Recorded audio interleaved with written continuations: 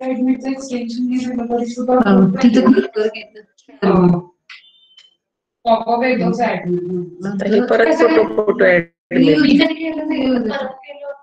हो आता परत स्क्रीन तुझं खाली पीपीटी ना ती चालू आणि परत एक्झिट होताना एस्केपचं बटन दाब. अच्छा मग बंद करायचं. तुम्ही या लवकर. आमचं आहे का तुमच्या माझं बरं हे ऍडमिट परत कुठं करत राहायची पोरं येतात ह्याच्यावर तुझ्या येईल हा? याच्यावरच येईल. अच्छा नाही असेल तर मी हे तुझं कोणाचं आहे हे? हा माझं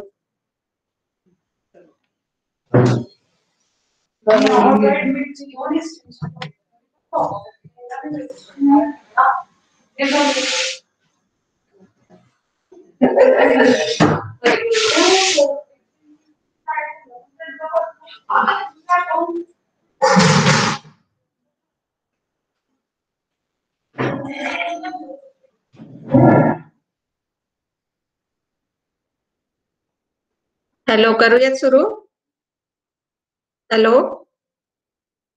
हॅलो ठीक आहे. आणि डिस्कनेक्ट झालं ना तर ऑडिओ कोणीतरी ऑन करून सांगत चला. हा आणि काल कुठपर्यंत झालं होतं? बायो एस्से पर्यंत झालंय. डेफिनेशन पर्यंत झालं ना? हा ओके ओके. आज थोडं सुरुवातीपासून थोडस जाऊयात. हा हा तर फर्मेंटेशनची डेफिनेशन आपण बघितली होती सुरुवातीच्या काळामध्ये. फर्मेंटेशन म्हणजे काय ते बघितलं. आणि today fermentation has a broader meaning and it applies to aerobic as well as anaerobic metabolic activities of organisms. त्याच्यानंतर आपण फर्मेंटेशनची डेफिनेशन बघितली होती. Fermentation is a process in which the product having economic value, for example lactic acid, alcohol, nitric acid, butyric acid, acetic acid, is produced by taking the help of microorganisms. And to carry out this fermentation, we require 3 components. These components are fermentation equipment, that means fermenter. In last year, you have studied in detail about the fermenter, that is what is the material from which it is made up of, what are the different parts, what are their functions. Then second point is production medium. The medium is necessary for the growth and activity of the microorganism. And third point is microorganisms. So to carry out any fermentation, we require three basic things. That is a fermenter, production medium, and microorganisms. This medium which is used for the growth of microorganisms, it is generally liquid in state. And the organisms that are selected for the fermentation, they should have some properties, that the organism should be non-pathogenic, it should be genetically stable, it should grow rapidly on different media, it should be able to produce high yields of product. So after fermentation, it is necessary to detect the product formed and determine its amount. म्हणजे आता या fermenter मध्ये आपण काय केलेलं आहे, medium add केलंय, selected organism inoculate केलेला आहे. त्या ऑर्गॅनिझमला ग्रो व्हायला आपण ठराविक इन्क्युबेशन पिरियड दिलेला आहे. आणि या इन्क्युबेशन पिरियड मध्ये त्या ऑर्गॅनिझमनी काय केलेलं आहे, तर त्या रॉ मटेरियल मीडियम मधले यूज करून काही इकॉनॉमिकली इम्पॉर्टंट प्रोडक्ट्स जे आपल्याला लागणार आहेत, हे प्रोडक्ट्स त्यांनी तयार केलेले आहेत. पण हे जे प्रोडक्ट्स तयार केलेले आहेत त्याचं कॉन्सन्ट्रेशन आपल्याला माहिती नाहीये. कळतंय? किती प्रमाणात ते तयार झाले त्याचा कॉन्सन्ट्रेशन आपल्याला माहिती नाहीये. हे कॉन्सन्ट्रेशन आपल्याला शोधून काढायचंय आणि त्यासाठी ऍसे आपल्याला करायचंय. So definition of assay is quantitative estimation or determination of concentration of unknown chemical compound or fermentation product.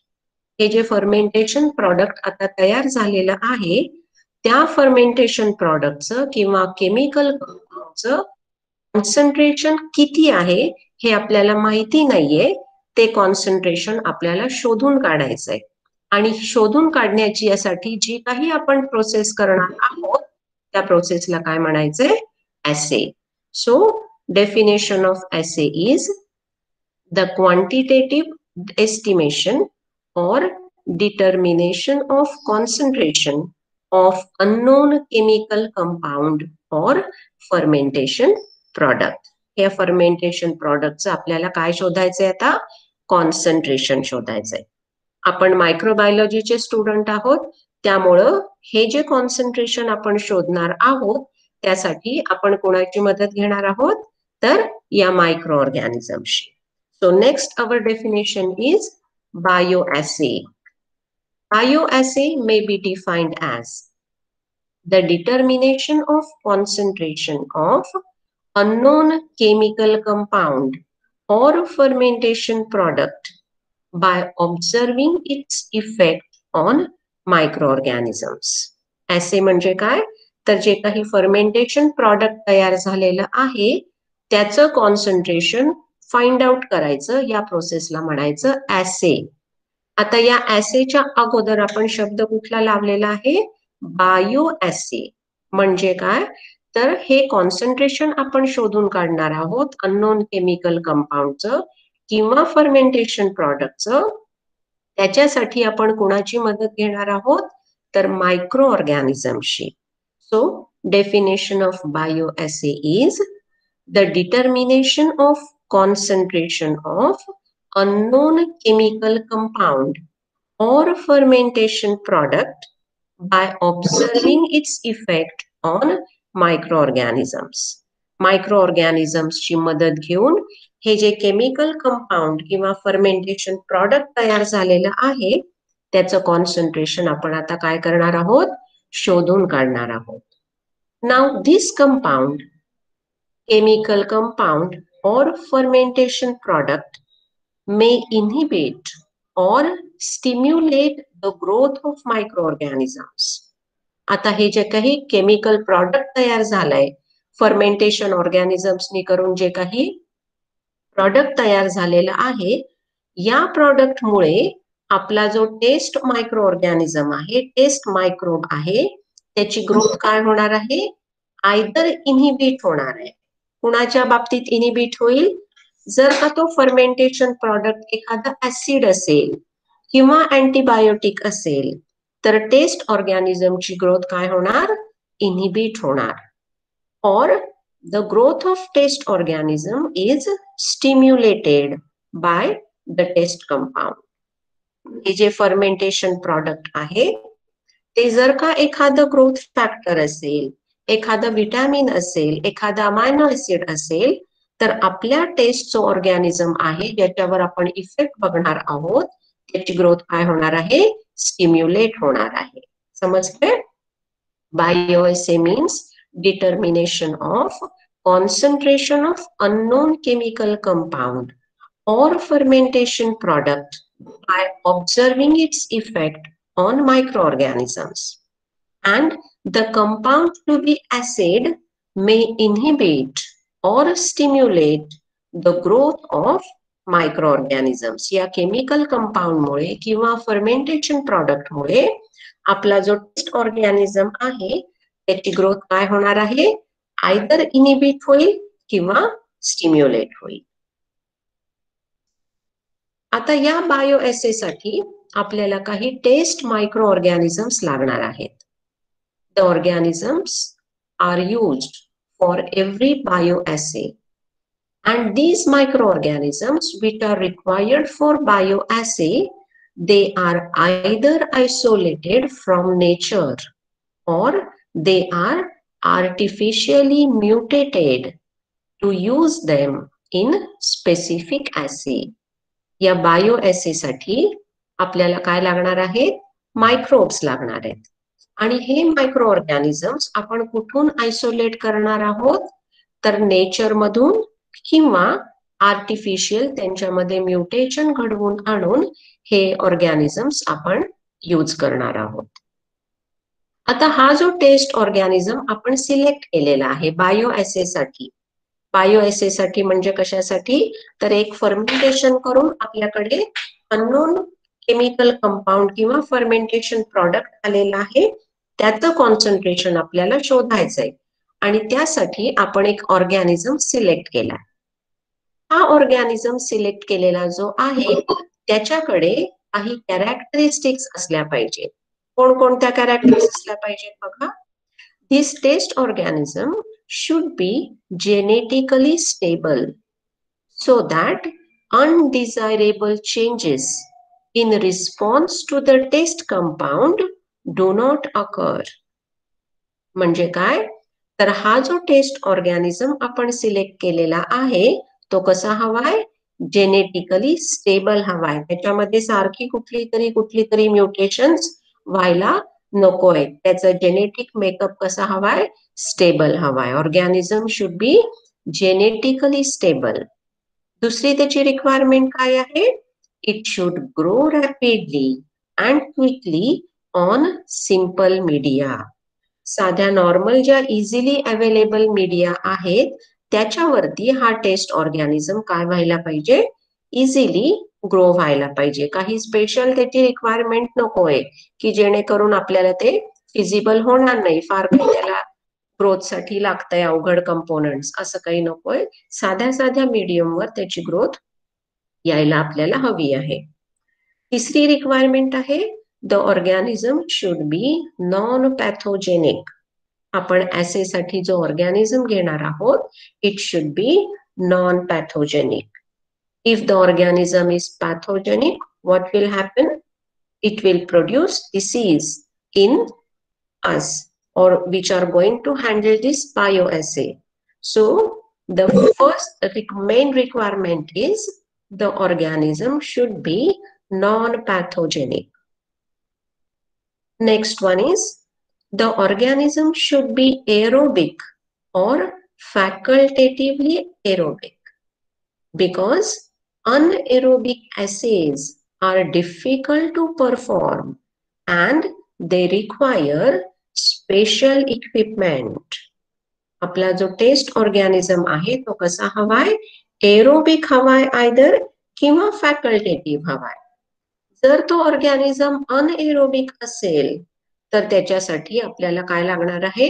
Special equipment लागणार आहे आणि ह्या अनएरोबिक ऍसेची प्रोसिजर थोडीशी कॉम्प्लिकेटेड असते. So the organism should be aerobic और facultatively aerobic. Then the organism should grow well at pH that do not affect the stability or toxicity of the test compound. Organism कुठल्या pH ला grow झाला पाहिजे? तर अशा pH ला की ज्या पीएच मुळे ते जे फर्मेंटेशन प्रॉडक्ट तयार झालेलं आहे त्याची स्टॅबिलिटी त्या पीएच मुळे अफेक्ट व्हायला नकोय. त्याच्यानंतर पुढची रिक्वायरमेंट आहे the organism should respond in a graded manner only to the test compound and not to other substances that are present in the solution to be assayed. म्हणजे आपला जो टेस्ट ऑर्गॅनिझम आहे त्याचा रिस्पॉन्स कसा हवाय? त्या fermentation product साठी graded response हवाय. ग्रेडेड रिस्पॉन्स म्हणजे काय? तर जेव्हा त्या फर्मेंटेशन किंवा केमिकल कंपाऊंडचं कॉन्सन्ट्रेशन कमी असेल तर ऑर्गॅनिझमचे त्याला रिस्पॉन्स कसा हवाय? कमी हवाय. जर त्याचं कॉन्सन्ट्रेशन जास्त असेल तर रिस्पॉन्स कसा हवाय? जास्त त्याची ग्रोथ आपल्याला दिसायला हवाय. ह्याला काय म्हणायचं? Graded response. कॉन्सन्ट्रेशन वरती रिस्पॉन्स अवलंबून. कॉन्सन्ट्रेशन कमी, रिस्पॉन्स कमी. कॉन्सन्ट्रेशन जास्त, रिस्पॉन्स जास्त. So this organism should respond in a graded manner only to the test compound. कुणासाठी ह्याचा ग्रेडेड रिस्पॉन्स हवाय? Only to the test compound. म्हणजे ज्या कंपाऊंडचा आपल्याला ऍसे करायचा आहे त्या टेस्ट कंपाऊंड साठीच फक्त या ऑर्गॅनिझमनी काय दाखवला पाहिजे? ग्रेडेड रिस्पॉन्स दाखवला पाहिजे and not to other substances that are present in the solution to be assayed. त्या बाकीच्या मीडियम मध्ये बाकीचे सुद्धा सबस्टन्सेस असणार आहेत, त्यांच्यासाठी यांनी काय दाखवायला नकोय, ग्रेडेड रिस्पॉन्स दाखवायला नकोय. पुढची रिक्वायरमेंट आहे, the organism should grow in the assay medium in such a way that it will facilitate the reading of assay. That means it should not form clump or show swarming growth on agar surface. आता हा जो taste organism आहे तो काय होतोय, आपल्या medium वरती grow होणार आहे. आता हा ऑर्गॅनिझम मीडियम वरती ग्रो होत असताना त्याची ग्रोथ आपल्याला कशी नकोय, it should not form clumps, म्हणजे अशी एकत्र त्याची ग्रोथ यायला नकोय, किंवा it should not show swarming growth on agar surface. काही बॅक्टेरिया आहेत की जे मीडियम वरती स्वार्मिंग ग्रोथ दाखवतात. स्वार्मिंग ग्रोथ म्हणजे काय, समजा एक तुम्ही न्यूट्रिएंट अगारची प्लेट घेतली आणि त्या प्लेटच्या सेंटरला एक लूपफुल सस्पेन्शन इनॉक्युलेट केलं आणि इन्क्युबेट केलं. इन्क्युबेशन नंतर तुम्हाला काय दिसेल की जिथे तुम्ही सस्पेन्शन इनॉक्युलेट केलेलं आहे त्याच्या थोड्याशा एरियामध्ये ऑर्गॅनिझमची ग्रोथ जनरली आलेली आपल्याला दिसते. परंतु स्वार्मिंग ग्रोथ दाखवणारे काही ऑर्गॅनिझम्स आहेत, फॉर एक्झाम्पल प्रोटियस वल्गॅरिस. हा ऑर्गॅनिझम आपल्यामध्ये युरिनरी ट्रॅक्ट इन्फेक्शन कॉज करतोय. या प्रोटियस वल्गॅरिसची पिक्युलियर कॅरेक्टरिस्टिक्स काय आहे, तर तो स्वार्मिंग ग्रोथ दाखवतो. म्हणजे जर का मीडियम मध्ये अगार पर्सेंटेज कमी असेल, त्या मीडियमला म्हणायचं सॉफ्ट अगार.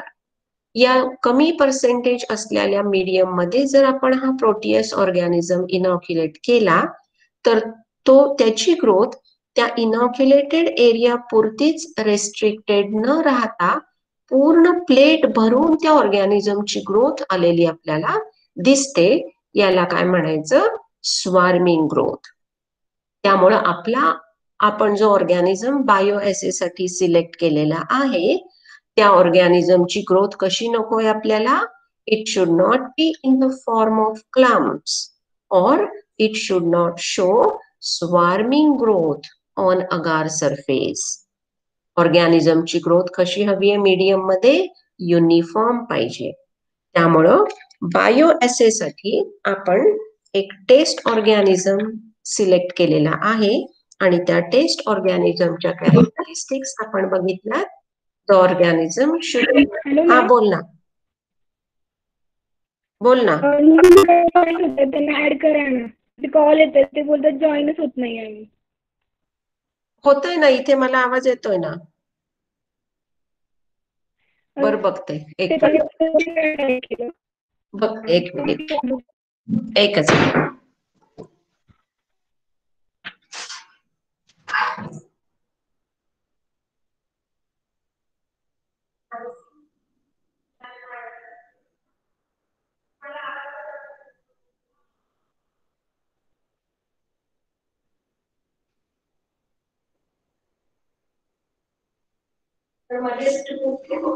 अच्छा, इथे एस्केप हे केलं ना की आपण इथे जातो.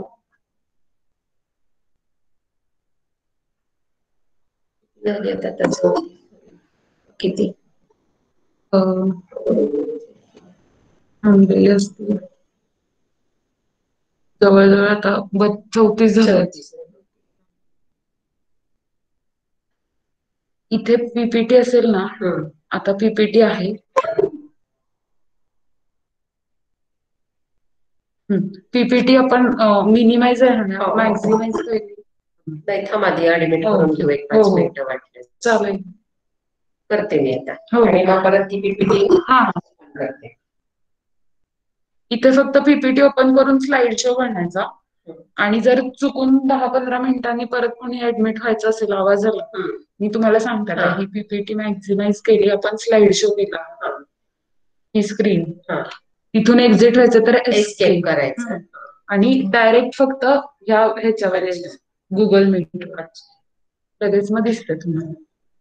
जर वाटलंच तर मी इथे आहे येईनच तसं नाही. आता किती झाली ती बरं? 34-35 झाले असतील आता. आले कोणतरी. चालेल. एक्सटेन्शन मला वाटतं तुमच्या पर्सनल अकाउंट करून केल्यामुळे इथे लागू होत नाहीये की काय असं झालं. तसं व्हायला नाही हवं. 36 झाली जवळजवळ. 40 झाली. डायरेक्ट आता पीपीटीला हो जाऊ. हो डायरेक्ट. आणखी 2 हो मिनिट. हो. नाही काय सुरू केले की 39 झाली. मी इथेच आहे. हो. हम्म.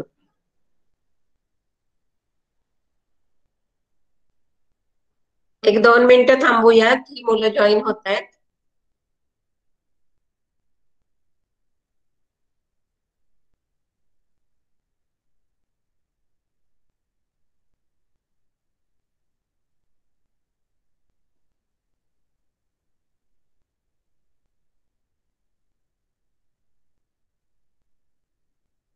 लेफ्ट कोण म्हणतंय? ऑटो ऍडमिट अगं होईना. परत बघते मी नंतर करून. 36 झालेत.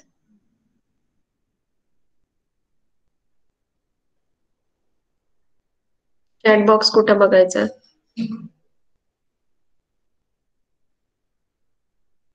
अच्छा. मॅम स्टुडंटला जॉईन करून घ्या मॅम. काही मुलांचे लेक्चर जॉईन होत नाही.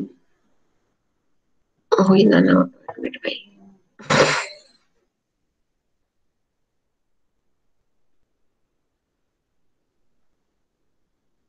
बघा 39 झालेत आता. नागायत. 40. किती असतात मॅक्झिमम? साधारण मला मी तर मॅनेजमेंटच्या लेक्चरला पहिल्यांदा होतं तेव्हा 40 च्या वगैरे होते.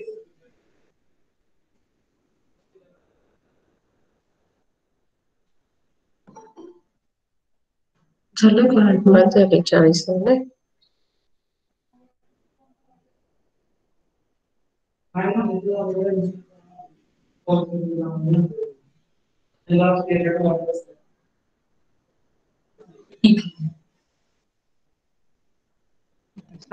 फर्स्ट हे आहे त्याच्यावरच. हा मी आहे इथेच. हो हो. नाही असू दे चालेल आता. भरपूर आहे ती 40 झाली.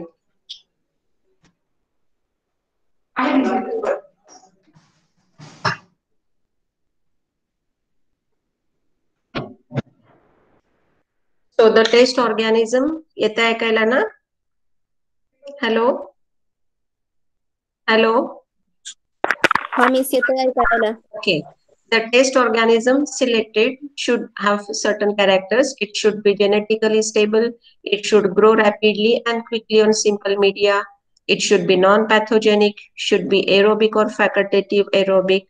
It should grow well at pH that do not affect stability or toxicity of the compound. It should respond in a graded manner only to the test compound and not to other substances that are present in the medium. And it should grow in an assay medium in such a way that it will facilitates the reading of the assay. आता इथपर्यंत आपण काय काय बघितलं बघा. आपल्याला fermenter लागणार, medium लागणार आणि टेस्ट ऑर्गॅनिझम लागणार. हे 3 गोष्टी वापरून आपण काय तयार केलेलं आहे आपल्या लॅबोरेटरीमध्ये? एक फर्मेंटेशन प्रॉडक्ट तयार केलंय किंवा एक केमिकल कंपाऊंड तयार केलाय. आता या केमिकल कंपाऊंड जो तयार झालेला आहे त्याचं कॉन्सन्ट्रेशन काही आपल्याला माहिती नाहीये.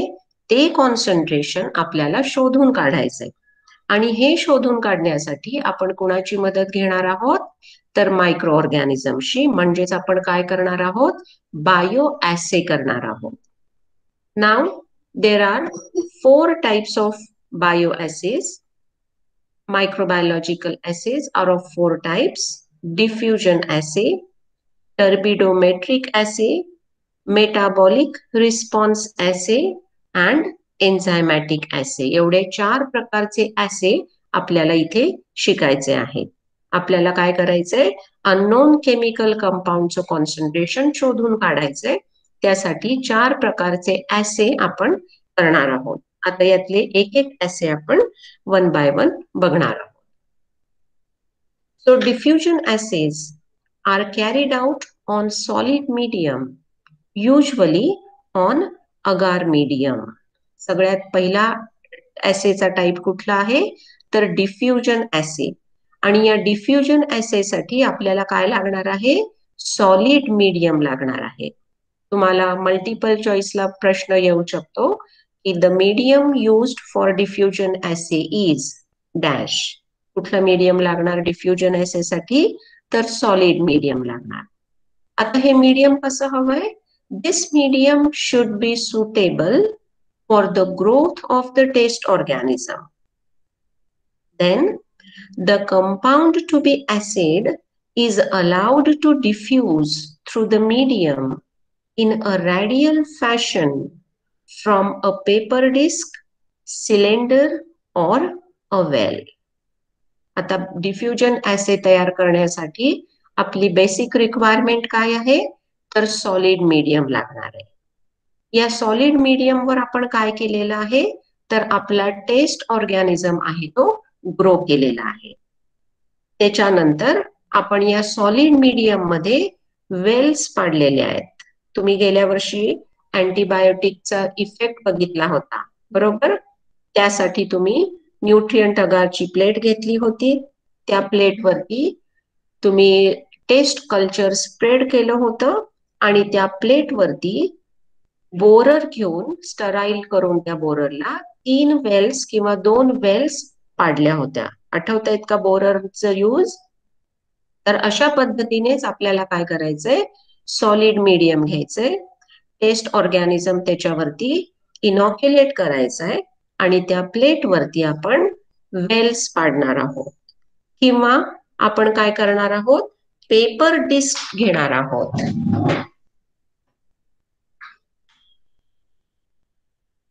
पेपर डिस्क म्हणजे काय, तर आपलं पंचिंग मशीनच्या जशा छोट्या छोट्या पंच केल्यानंतर टिकल्या पडतात, तशा पेपर डिस्क आपण बनवायच्या. पण इथे पेपर कुठला घ्यायचा आहे आपण, तर वॉटमन फिल्टर पेपर नावाचा पेपर असतो.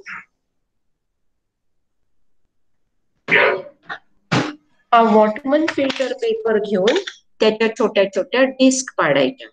आणि या डिस्क वेगवेगळ्या कॉन्सन्ट्रेशन साठी, समजा आपण अँटीबायोटिकचा assay करणार असू तर अँटीबायोटिकच्या वेगवेगळ्या कॉन्सन्ट्रेशन मध्ये या डिस्क आपण डीप करणार आहोत, इन्क्युबेटर मध्ये ड्राय करणार आहोत आणि मग त्या वापरणार आहोत.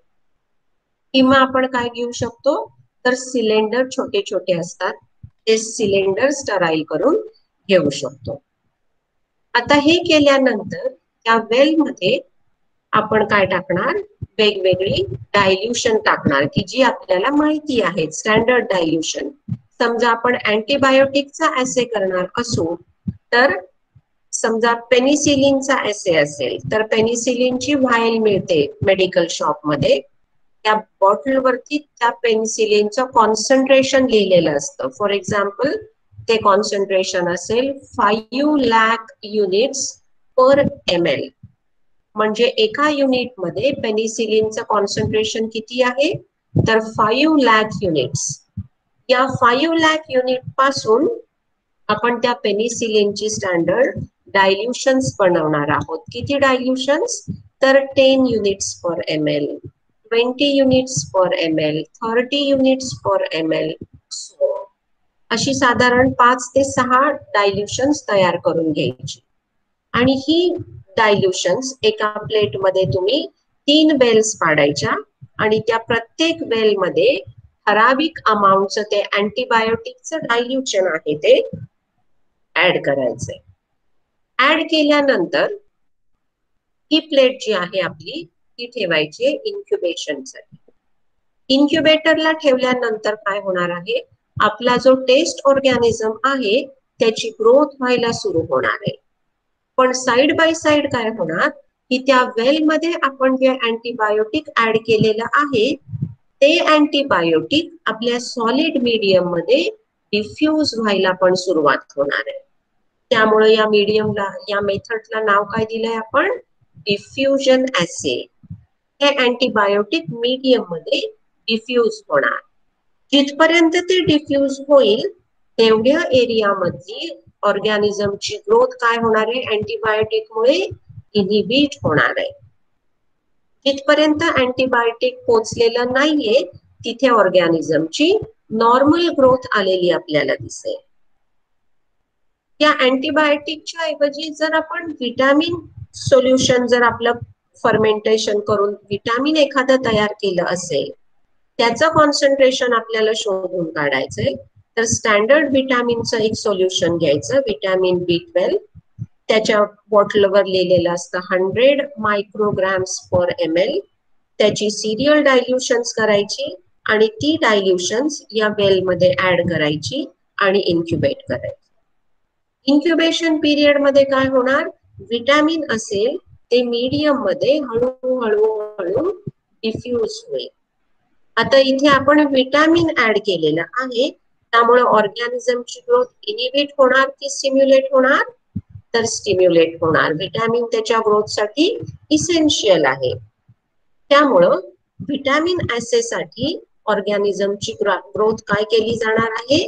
स्टिम्युलेट केली जाणार आहे. So, because of this, the adjacent growth of the test organism is either depressed in case of antibiotic or it is stimulated in case of vitamins or growth factors. समजतंय का बघा? डिफ्युजन ऍसे करण्यासाठी आपण medium कुठलं घेतलेलं आहे? Solid medium घेतलंय. या सॉलिड मीडियम वरती आपण टेस्ट ऑर्गॅनिझम आहे तो स्प्रेड केलाय. नंतर या प्लेट वरती आपण काय केल्यात? वेल्स पाडल्यात, किंवा पेपर डिस्क ठेवणार किंवा सिलेंडर ठेवणार आणि त्या सिलेंडर मध्ये वेगवेगळी कॉन्सन्ट्रेशन्स ऍड करणार की जी आपल्याला माहिती आहे. अशा आपण 2 प्लेट्स घेणार. एकूण प्रत्येक प्लेट वरती वेल्स किती असणार आहेत तुमच्या? 3 प्लेट्स, 3 वेल्स असणार आहेत. एकूण 5 वेल्स मध्ये आपण नोन कॉन्सन्ट्रेशनची डायल्युशन टाकणार आणि 6व्या वेल मध्ये आपलं जे फर्मेंटेशन करून प्रॉडक्ट आलेलं आहे ते कॉन्सन्ट्रेशन त्या 6व्या वेल मध्ये टाकणार आहोत आणि ही प्लेट करणार आहोत इन्क्युबेट. इन्क्युबेशन पिरियड मध्ये काय होणार आहे? आपला जो टेस्ट ऑर्गॅनिझम आहे त्याची ग्रोथ आयदर डिप्रेस होईल किंवा इनिबिट होईल. कोणाच्या केसमध्ये? जर आपण हे फर्मेंटेशन प्रॉडक्ट एखादं अँटीबायोटिक असेल तर या ऑर्गॅनिझमची ग्रोथ काय होणार? इनहिबिट होणार. किंवा जर फर्मेंटेशन प्रॉडक्ट एखादं विटॅमिन असेल किंवा ग्रोथ फॅक्टर असेल तर या टेस्ट ऑर्गॅनिझमची ग्रोथ काय होणार आहे? स्टिम्युलेट केली जाणार. आता ही एक डायग्राम दाखवली आहे बघा. इथे बाकीचे जे मीडियम आहे तिथे नॉर्मल ग्रोथ ऑर्गॅनिझमची दिसतीये. या प्लेट वरती एकूण 4 वेल्स पाडलेल्या आहेत आणि प्रत्येक वेल मध्ये वेगवेगळ्या कॉन्सन्ट्रेशनचं अँटीबायोटिक ऍड केलेलं आहे. इन्क्युबेशन पिरियड मध्ये टेस्ट ऑर्गॅनिझम ग्रो होणार, side by side antibiotic medium मध्ये डिफ्यूज होणार. जिथपर्यंत ते अँटीबायोटिक पोचलेलं आहे तिथपर्यंत तेवढ्या एरिया मधली ऑर्गॅनिझमची ग्रोथ काय झालेली आहे? इनहिबिट झालेली आहे. आणि जिथपर्यंत ते पोचलेलं नाहीये तिथे ऑर्गॅनिझमची नॉर्मल ग्रोथ आलेली आपल्याला दिसतीये. समजली ही डायग्राम? प्लेट मध्ये 4 वेल्स आहेत आणि त्या वेलच्या भोवती जो क्लिअर झोन आपल्याला दिसतोय, क्लिअर एरिया दिसतोय, तिथली ऑर्गॅनिझमची ग्रोथ काय झालेली आहे? इनहिबिट झालेली आहे.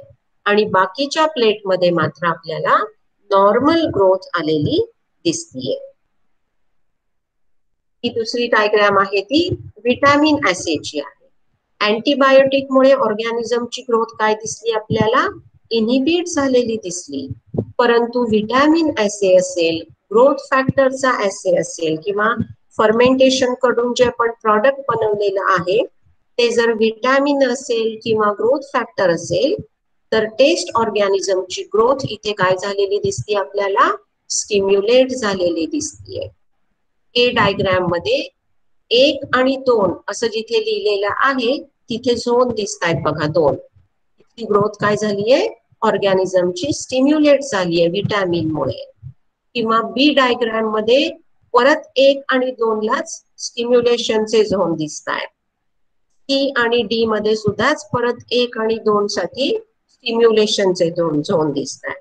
म्हणजेच आपला जो टेस्ट ऑर्गॅनिझम आहे त्या टेस्ट ऑर्गॅनिझमची ग्रोथ आयदर इनिबिट होणार जर अँटीबायोटिक असेल तर, किंवा स्टिम्युलेट होणार जर विटॅमिन किंवा ग्रोथ फॅक्टर आपण त्या फर्मेंटेशन प्रॉडक्ट मध्ये असेल तर.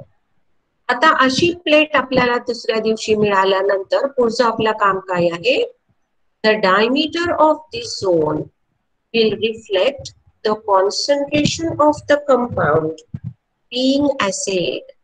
म्हणजे काय, तर हा जो झोन आलेला आहे आयदर इनिबिशनचा असेल किंवा स्टिम्युलेशनचा असेल, या झोनमुळे हा झोन काय दाखवतो आपल्याला, it will reflect the concentration of the compound. त्या केमिकल कंपाऊंडचं कॉन्सन्ट्रेशन किती आहे हा झोन आपल्याला दाखवणार आहे. This zone is compared with similar zones produced by various concentration of standard or reference compound. म्हणजे मी मगाशी काय सांगितलं, आपण एकूण 2 प्लेट्स घेणार आहोत, प्रत्येक प्लेट मध्ये 3-3 वेल्स पाडणार आहोत, म्हणजे आपल्याकडे एकूण 6 वेल्स असतील. यापैकी 6 पैकी 5 वेल्स मध्ये आपण नॉन कॉन्सन्ट्रेशनचं सोल्युशन टाकणार आहोत आणि 6व्या वेल मध्ये आपलं जे फर्मेंटेशन प्रॉडक्ट आहे ते टाकणार आहोत आणि या दोनही प्लेट्स करणार आहोत इन्क्युबेट. इन्क्युबेशन नंतर आपल्याला झोन्स दिसतील, आयदर इनिबिशनचे असतील किंवा स्टिम्युलेशनचे असतील. ते झाल्यानंतर आपण काय करायचंय, एक ऑब्झर्वेशन टेबल तयार करायचंय.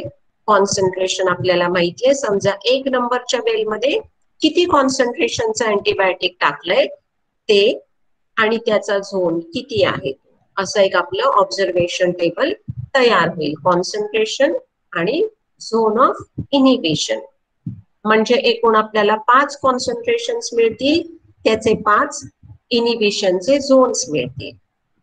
ही डाटा वापरून आपण काय करणार आहोत, एक ग्राफ प्लॉट करणार आहोत.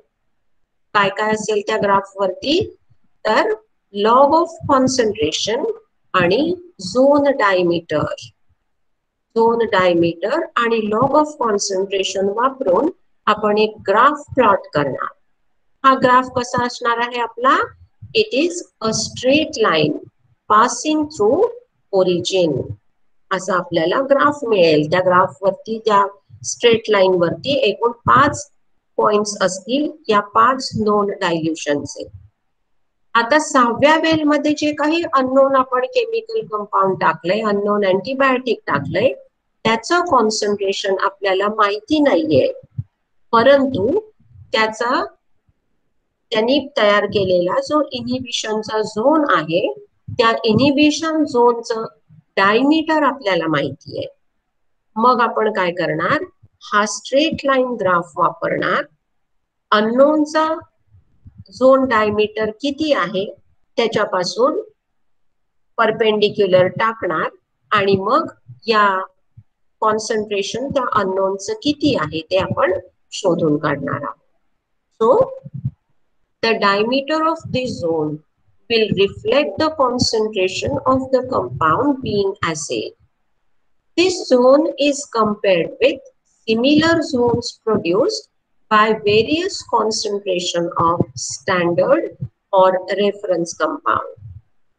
The zone diameter of the standards are plotted against log of concentration used, and the straight line graph is used for determining the actual concentration of the sample being assayed.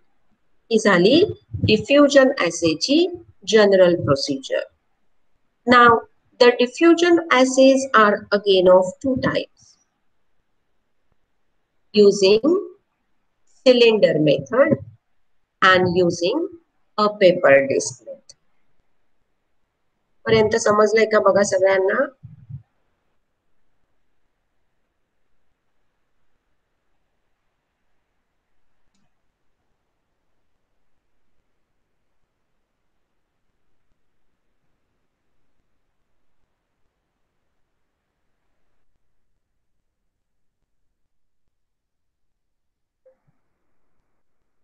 Hello hello hello hello, समजतं इथपर्यंत? Yes ma'am. हा miss. आणि तुम्हाला समजा soft copy हवी असेल तर तशी मी देऊ शकते किंवा पीपीटी शेअर करू शकते किंवा कधी कॉलेजला आला तर हार्ड कॉपी सुद्धा तुम्हाला देईन. हा, यातलं काही समजत नसेल तर व्हॉट्सअपला विचारा. आणि गेल्या वर्षी आपला SY साठी जसा व्हॉट्सअप ग्रुप केला होता तसा ग्रुप बनवा ना. हॅलो हो मिस. हॅलो, हा, तसा ग्रुप बनवा म्हणजे मग आपल्याला त्याच्यावरती तुम्हाला या पीपीटी शेअर करायला सोपं जाईल. म्हणजे आज जे शिकवलंय ते लगेच तुम्हाला मिळेल. तुम्ही वाचलत की तुम्हाला कळत जाईल ना. ओके. समजतंय का शिकवलेलं? हो शिकवलेलं समजतंय? हो हो. ठीक आहे, मग आता इथे आपण बास करूयात. आता जोशी मॅडम पुढचं लेक्चर घेतील.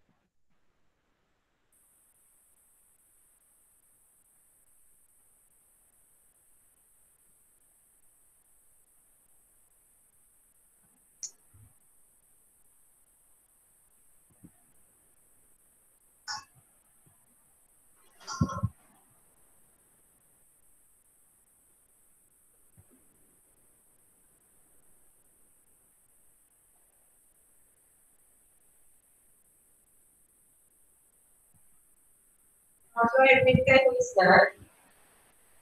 आता काय बंदच करायचं का? हो. हे बंद करून टाकते ती.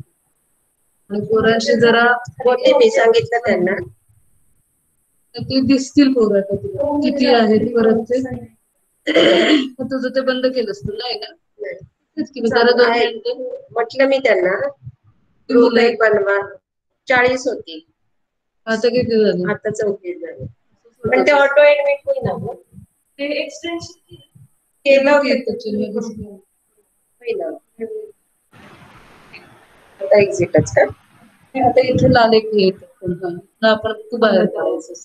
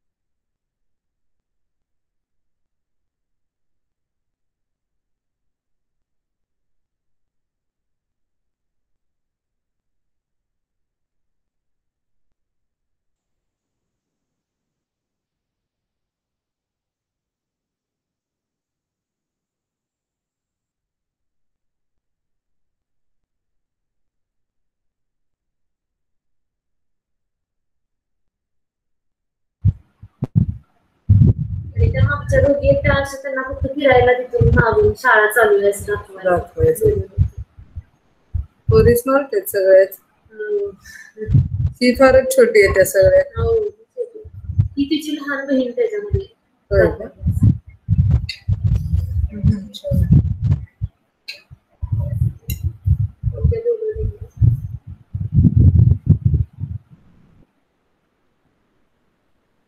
उद्या जायचंय परत? मी नाही जाणार आता, सासूबाईंना जायचं. गौरी संपते तर कोणतरी व्यक्तीच आहे, त्यांची आत्या आहे, त्या आत्या शाळेत पोहोचवायला आली गाडीतून. फार असं शूटिंग वगैरे करून देत नाहीत ना ते. थंडी होती का गं? हो, थंडी होती. तिला बिचारीला काकडली असते आपली आऊस झाली.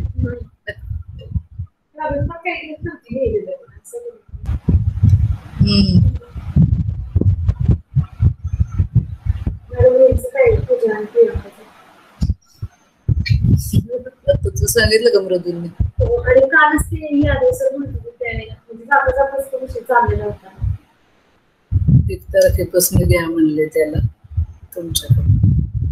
अजून एक परमिशन द्या म्हणायचं. ते काय म्हणतात, तुम्हाला कामच नाहीये युजीला काय?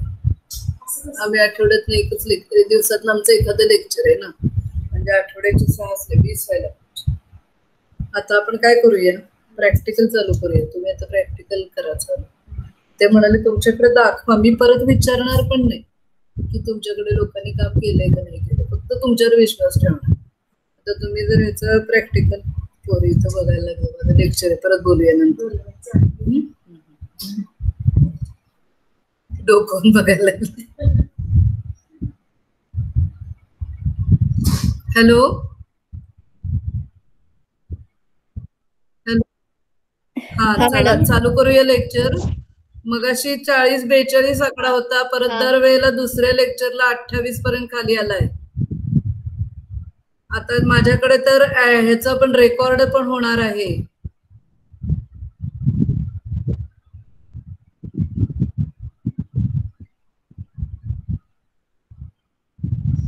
आता मी कालच्या पुढे शिकवायला सुरुवात करते.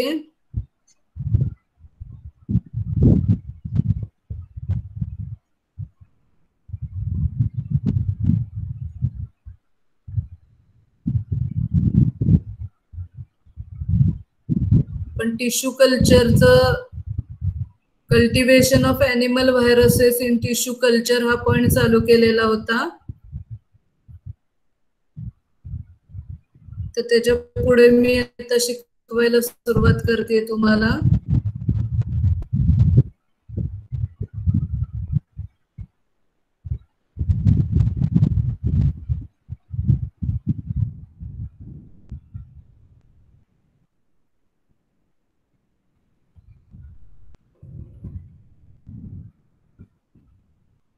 एक minute.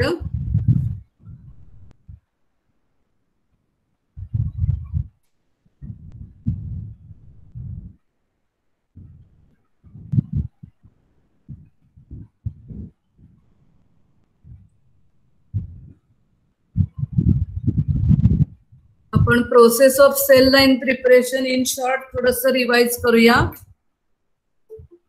It is a complicated multi step process आहे, काल आपली सांगून झालेली आहे. दॅट ऑर्गन आपल्याला जो पाहिजेला आहे, फॉर एक्झाम्पल आपण काल बघितलं होतं की आपण मंकीच्या, प्रेग्नंट मंकी तिच्या फिटस मधलं किडनी पहिला समजा काढून घेतली. तो एम्ब्रियोनिक स्टेज मधला that organ has to be removed and then it is homogenize into small pieces. तुम्हाला होमोजिनायझर म्हणून मी काल सांगितलं, असं हँड मिक्सी सारखा पार्ट असतो, खाली एक कंटेनर मध्ये ते तुकडे ठेवायचे आणि त्याच्यावर हा होमोजिनायझर, हा ब्लेड त्याला याला असतात, त्याप्रमाणे त्याचे छोटे छोटे छोटे तुकडे होतील. प्रोसेसला होमोजिनायझेशन म्हणायचं. Then it is pass to the trypsinization. काल मी तुम्हाला सांगितलं याचं सगळं समजावून. ट्रिप्सिन हे प्रोटिओलायटिक एन्झाइम आहे. It breaks the cementing substance. The cells which are attached with each other by one cementing substance which is proteinic in nature. It is dissolved with the help of proteolytic enzyme trypsin, and then there is a formation of cell suspension. Procedure is a homogenized tissue, trypsin plus EDTA. We have to incubate at 4 degrees Celsius for 18 hours. Then EDTA, it is used to disperse the cell. ते cells जे एकमेकांच्या पासून जरी सुट्टे झाले तरी ते एकमेकांना राहतात जगतून, आणि त्यांना एकमेकांपासून दूर करण्यासाठी EDTA टाकलेला आहे. Then the content is filtered through the coarse mesh. आपल्याला छोटा अगदी रफ जी गाळणी असते त्या गाळणीमधून गाळून घ्यायचं, त्याबरोबर त्याच्यामध्ये असणारे फ्रॅगमेंट्स, इम्प्युरिटीज वर राहील, आणि फिल्ट्रेट जे राहिलं असेल ते गोळा करायचं. आता त्यातल्या cells we have to concentrate it, and so as to concentrate the cells together, then low speed centrifugation is done. The cells will settle at the bottom in the form of pellet. Supernatant is discarded and the pellet is collected, and then the cells, they are removed. It is washed with the buffer and serum. Animal cells आहेत, they are live cells, जिवंत cells आहेत. त्यांना temperature मधला, pH मधला फरक सहन होत नाही, आणि त्यांना they require a buffer of the suitable pH. Some nutrient as a serum is added, and then the cells, they are kept in a tube. It is centrifuged. After centrifugation, the cells will settle at the bottom. Supernatant is discarded. Cell is again taken, again added with the buffer and serum, and thus repeated centrifugation is done. And due to this procedure, what happen? The cells will get separated, removing all other impurities away. तुम्ही जे सेलचं suspension मिळवलेलं आहे त्याला तुम्हाला repeated washing दिले पाहिजे, म्हणजे repeated सेंट्रिफ्युगेशन केलं पाहिजे. आणि हे सेंट्रिफ्युगेशन करताना सगळ्या सेल्स ज्या आहेत त्या सगळ्या पेलेट होऊन खाली बेसमध्ये राहतील, आणि आपण वरचं सुपरनटन फेकून देणार आहोत.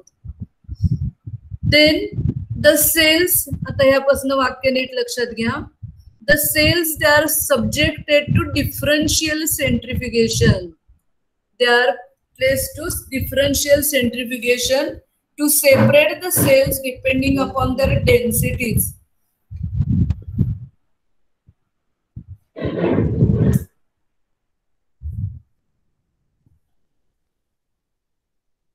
सॉरी, जरा फॅन बंद करायला उठले, फार वारं येतंय. तर आपण काय केलंय, सेलचं सस्पेन्शन बनवलं. परत एकदा शॉर्ट मध्ये बघूया. ऑर्गन काढून घेतला, त्याचे छोटे छोटे तुकडे करून पीसेस केले होमोजेनायझर मध्ये. नंतर ते सेल्सचे सस्पेन्शन बनवण्यासाठी ट्रिप्सिनायझेशन केलं. ट्रिप्सिनायझेशन मध्ये ट्रिप्सिन आणि EDTA टाकले. सेल्स एकमेकापासून सेपरेट झाले. आता ह्याच्यामध्ये काही इम्प्युरिटीज असू शकतील, म्हणून आपण लो स्पीडला सेल्स कॉन्सन्ट्रेट करून घेतले, सेंट्रिफ्युगेशन करून घेतलं, आणि नंतर आपण काय केलं, त्याच सेल्सना सारखं सारखं रिपीटेडली सेंट्रिफ्युगेशन युझिंग द बफर आणि सिरम. आता एकदा का तुम्हाला जे काही पेलेट मिळेल, खाली बेसला साका जो काही मिळेल, साठलेला जो कंटेंट मिळेल, it will contain different types of cells. Follow me once again. We are taking the example of kidney, and you have studied in detail the structure of kidney in 12th standard only, as well as maybe in zoology, I don't know, but it contains outer line epithelial cell, cortex is there, medulla is there, then blood capillaries may be there, nerve cells may be there. Thus different types of cells are there, and these cells, they have their different own density. सोप्या भाषेत बघायला, सोप्या भाषेत शब्द म्हणलं, प्रत्येक सेलला स्वतःचं काहीतरी वजन असणार आहे, डेन्सिटी असणार आहे, आणि म्हणून काय केलं जातं, ते सेल्स डिफरन्शियल सेंट्रिफ्युगेशननी वेगवेगळे प्रकारचे सेल्स आपल्याला सेपरेट करता येतील depending upon their size and shape. म्हणजे काय, परत एकदा लक्षात घ्या, एक सुक्रोजचा एक ट्यूब घेतली जाते, डेन्सिटी ग्रेडियंट सेंट्रिफ्युगेशन, ती आपल्याला पुढे एका टॉपिक मध्ये शिकायची आहे. ते असं सोल्युशन बनवलं जातं, सर्वात खाली हाय डेन्सिटीचं सोल्युशन, आणि त्याच्या वरच्या सर्वात वर एकदम म्हणजे डेन्सिटी कमी कमी कमी कमी होत होत अप्पर एंडला there is a least density. Suspension solution असणार आहे. ते when we add the mixture of the cells at the upper side of the tube and then it is kept for high speed centrifugation. What will happen? We'll take the example. Suppose the nerve cells, they are very heavy, having high density. The nerve cell will settle at the bottom. While the cortex cells, they are less dense than the nerve cell, they will come to the upper region. While the medulla cells, they are in between them, they will again come in the upper region. While the that is the blood cells, they are very light in weight, they are very less dense, then they will come at the position upper. म्हणजे पहिल्या सुरुवातीला तुम्ही सगळ्याचं mixture जरी घेतलं तरी जेव्हा differential सेंट्रिफ्युगेशन कराल तेव्हा सर्वात बेसला हाय डेन्सिटी असणारे हे जे सेल्स आहेत नर्व सेल्स तुम्हाला तिथे भेटतील. त्याच्यानंतर वरचा लेअर भेटेल तुम्हाला कॉर्टेक्स भेटेल, त्याच्यानंतर मेड्युला भेटेल आणि ब्लडचे सेल्स भेटतील. अशी ही आपल्याला वेगवेगळे सेल्स त्याच्यामधून डिपेंडिंग अपॉन द साईज आणि शेप हे आपण डिफरंट केलेले आहेत. त्याला डिफरन्शियल सेंट्रिफ्युगेशन म्हणतात. Then each fraction is collected in culture dish. प्रत्येक फ्रॅक्शन वेगवेगळ्या डिश मध्ये कलेक्ट केला जातो, त्याला हवं असलेलं मीडियम घातलं जातं आणि प्रॉपर इन्क्युबेशन केला जातो. Now for the tissue cultures we require a special bottles. मला पूर्वी हे सांगायला जरा थोडंसं म्हणजे लॅब मध्ये जर मी वर्गात शिकवत असेल तर मला थोडं अवघड जायचं की मुलांना कसं समजावून सांगावं. तर आता मी डायग्राम घेतलेली आहे. आतापर्यंत आपण बाटल्याचे अनेक प्रकार अनेक आकार बघितले, पण ही बॉटल जी आहे it is called as the Rous bottle. R capital ROUS Rous bottle. The scientist P. Rous यांनी ही पहिल्या सुरुवातीला वापरली. इतर बाटल्या ज्या आपल्या आहेत आणि ह्या बाटलीमध्ये फरक काय आहे जरा माझ्याकडे लक्ष द्या. मी माझ्या हातात पाण्याची माझी बाटली आहे, ती इथं माझ्या हातात आहे आणि शेजारी चित्रात तुम्हाला बाटली दिसते. आता मी समजा ह्या बाटलीमध्ये सेल्स ग्रो केले आणि ह्या माझ्या हातातल्या असलेल्या पाण्याच्या बाटलीत ग्रो करायला ठेवले. तिथं जसं मीडियम घातलंय तसं पण मी इथं मीडियम घातलं आणि ही बाटली ठेवली आणि ती बाटली ठेवली. काय फरक होईल बघा. तुम्ही आता कॅन्सर बद्दल शिकताय, माने मॅडम तुम्हाला शिकवत आहेत. नॉर्मल सेल्स ज्या असतात त्यांना आधाराची गरज असते, सबस्ट्रॅटम लागतो, अँकोरेज डिपेंडन्स लागतो.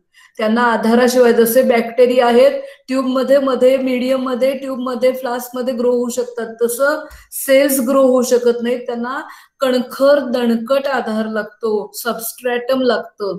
आणि त्यामुळे ही माझ्या हातातली बाटली आहे पाण्याची बाटली, कितीही मी तुम्ही यात सेल्स घाला, वरनं भारीतलं मीडियम खायला घाला, काय होईल तुम्हाला त्या सेल्स फक्त अशा बेसला बॉटमला एवढा गोल दिसतो एवढ्या एरियातच वाढलेल्या दिसतील, अशा मध्ये कुठेही वाढलेल्या दिसणार नाही, कारण त्यांना आधार लागतो.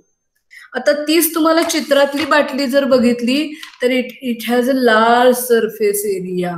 त्याचा हा पूर्ण सरफेस एरिया त्याला मोठ्याच्या मोठा मिळेल आणि त्यामुळे ती पूर्ण बाटली भरून त्याची ग्रोथ येईल. Therefore they require special bottles which is called as the Rouse bottle. त्या Rouse bottle तिथे घेतल्या जातात. Then special medium is required. आपण जे बॅक्टेरियांना खायला प्यायला घालतो तसं मीडियम चालत नाही. उद्या तुम्ही इमॅजिन करा न्यूट्रिएंट ब्रॉथ किंवा न्यूट्रिएंट अगरचं कंपोजिशन. आता तुम्ही टीवायला आलाय म्हणून तुम्हाला माहितीये न्यूट्रिएंट अगरचं पेप्टोन, NaCl आणि मीट एक्स्ट्रॅक्ट अशा 3 गोष्टी त्याच्यात आहेत. आणि उद्या आपण जर माणूस म्हणून ठरवलं की आपण तेच खाऊन जगायचंय तर आपल्याला जगता येणार नाही. आपल्याला काय पोळी भाजी आमटी, कारण आपल्याला आपला जो मनुष्य देह आहे याच्यामध्ये ह्या सेल्स ज्या आहेत त्या बरेचसे न्यूट्रिएंट्स तयार करू शकत नाहीत. वेगवेगळी व्हिटॅमिन आपल्याला तयार करायला येत नाहीत, वेगवेगळे अमायनो ऍसिड तयार करायला येत नाहीत, ते आपल्याला डाएट मधनं घ्यावे लागतात. आता आपण ग्रो करतोय ते अॅनिमल सेल्स ग्रो करतोय, बॅक्टेरिया ग्रो करत नाही. बॅक्टेरियांना एवढासा त्यांचा जीव असला तरी त्यांना बऱ्याचशा गोष्टी करायला येतात. काही वेळेला त्यांना थोडं एखादं व्हिटॅमिन घालावं लागतं, अन्यथा तुम्ही नुसता ग्लुकोज त्यांना खायला घाला ते जगतात. But that is not the case with animals. Animal cells, plant cell त्यांना स्पेशल काही गोष्टी घालाव्या लागतात. त्यामुळे आपण पुढचा पॉइंट बघतोय. The medium use for the growth of cells they behave similar to the blood plasma. आपल्या शरीरामध्ये जे रक्त आहे त्या रक्तामधला जो प्लाझ्मा आहे त्याच्यामध्ये न्यूट्रिएंट्स, आपण जे खाल्लेलं अन्न आहे ते आपण इयत्ता पहिली तुकडी फ पासून शिकत आलोय, आपण जे अन्न खाऊ त्याचं पचन होतं आणि इंटेस्टाईन मध्ये अन्न रस शोषला जातो. All the nutrients from the food it is absorb in the intestine and it is mixed in the blood and that blood supply through all the parts of the body. प्रत्येक सेलला ते रक्त तो अन्न पुरवठा करत असतात आणि त्यामुळे भले आपण तोंडातून रक्त खाल्लं, इंटेस्टाईन मध्ये जरी ते डायजेस्ट झालं तरी ते अन्न रक्तामार्फत प्रत्येक अगदी डोकाच्या टोकापासून पायाच्या अंगठ्यापर्यंत सगळ्यांना ते न्यूट्रिएंट पोहोचतात थ्रू द ब्लड. आणि त्यामुळे आपण जे मीडियम आहे आपल्याला अॅनिमल सेल्स ग्रो करायचे आहेत and therefore the medium should contain, it should have the similar composition to the blood plasma. त्यामुळे मीडियम मध्ये काय काय असेल बघा, it should have the salt similar to the blood plasma. लहानपणी कधी तुम्हाला हाताला एखादं कापलंय जरा आठवून बघा की लगेच आपण बोट असं तोंडात घालतो, कापलेलं आहे लागलेलं आहे, तर ते रक्त थोडंसं खारट लागतं. and therefore the salts should be similar to the blood plasma. आपल्याला ते सॉल्ट्स त्याच्यात घालावे लागतील. Most of the amino acid, जे 20 अमायनो ऍसिड्स आहेत त्यातले आपल्या शरीरात बहुतेक खूपसे करता येत नाही. तुम्ही गेल्या वर्षी बायोकेमिस्ट्री असेल त्यांना तुम्हाला इसेन्शियल नॉन एसेन्शियल अमायनो ऍसिडची माहिती असेल, तर काही अमायनो ऍसिड आपल्या शरीरात होत नाहीत तयार, तर ते अॅनिमल्सला गरजेचे आहेत, ते आपण त्या मीडियम मध्ये आपल्याला घालावे लागेल.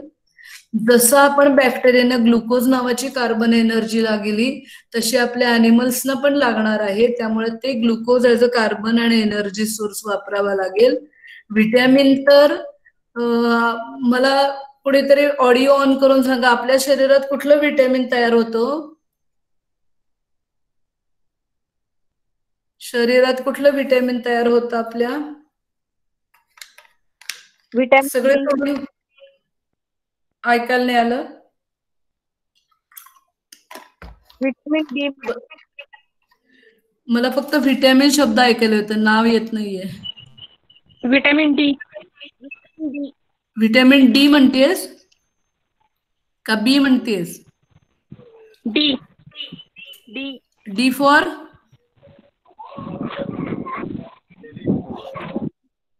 दुसरं कुणाला काय म्हणायचंय? व्हिटॅमिन कुठलं शरीरात तयार होतं? तुम्ही कोण बनेगा करोडपती कधी कार्यक्रम बघितलाय का बघा? तेव्हा त्या एका कार्यक्रमाच्या एका एपिसोडमध्ये बच्चननी विचारलेला प्रश्न होता हा की आपल्या शरीरात कुठलं व्हिटॅमिन तयार होतं. आपण लहान शाळेत असल्यापासून शास्त्रीय बोला. विटॅमिन के. नाही, व्हिटॅमिन डीच उत्तर बरोबर आहे, व्हिटॅमिन के म्हणत नाहीये मी. तर ते मी तुम्हाला थोडीशी माहिती त्याच्यात ओघाने आली म्हणून सांगते की तो प्रश्न असा होता, आपण लहानपणापासून शिकत आलोय लहान मुलाला कोवळ्या उन्हात ठेवतात किंवा म्हाताऱ्या माणसाला सुद्धा सांगतात थोडं कोवळ्या उन्हात बसा, कारण म्हातारा माणूस आणि लहान मूल जे आहे ते उन्हात स्वतःहून जात नाही. तुम्ही आम्ही काही कारणांनी का विना घराच्या बाहेर पडतो, ऊन आपल्या स्किनवर पडतं आणि आपल्या शरीरात व्हिटॅमिन डी आपोआप तयार होतं. बाकी सगळी व्हिटॅमिन आपल्याला डाएट मध्ये घ्यावी लागतात आणि ते व्हिटॅमिन डी जर कमी पडलं म्हातारपणामध्ये, आता माझ्यासारख्या पुढच्या एज मध्ये ज्याचं मेनोपॉज पिरियड आलेले आहेत अशा मेंबर्सना व्हिटॅमिन डी आणि कॅल्शियमच्या गोळ्या खाव्या लागतात, कारण हे व्हिटॅमिन डी आपल्या शरीरात फक्त उन्हात गेलं तरच तयार होणार आहे. तर तसं अॅनिमल्सना व्हिटॅमिन बहुतेक तयार करायला येत नाहीत, त्यामुळे ती व्हिटॅमिन आपल्याला त्यांच्या डाएट मध्ये घालावी लागतात. Then also one should add the buffer.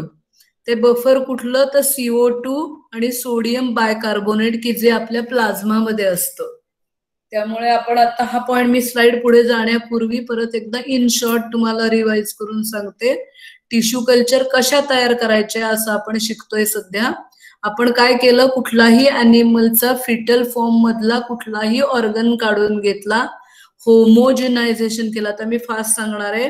ट्रिप्सनायझेशन केलं, फिल्ट्रेशन केलं, सेल्स कॉन्सन्ट्रेशन करून घेतलं सेंट्रिफ्युगेशननी, त्या सेल्स काय केल्या परत रिपीटेडली वॉशिंग केल्या आणि त्याचं डिफरन्शियल सेंट्रिफिकेशन करून वेगवेगळ्या प्रकारच्या सेल्स वेगवेगळ्या ठिकाणी काढून घेतल्या आणि आता ते आपल्याला ग्रो करायचं आहे. आपल्याला petri plate, tube, flask, beaker असलं चालणार नाही. आपल्याला स्पेशल बॉटल लागणार आहेत की ज्या बॉटलला राऊस, ROUS, राऊस बॉटल म्हणतात. चित्र इथं मी दाखवलंय. इतर बाटल्या आणि ह्याच्यातला फरक सांगितलाय.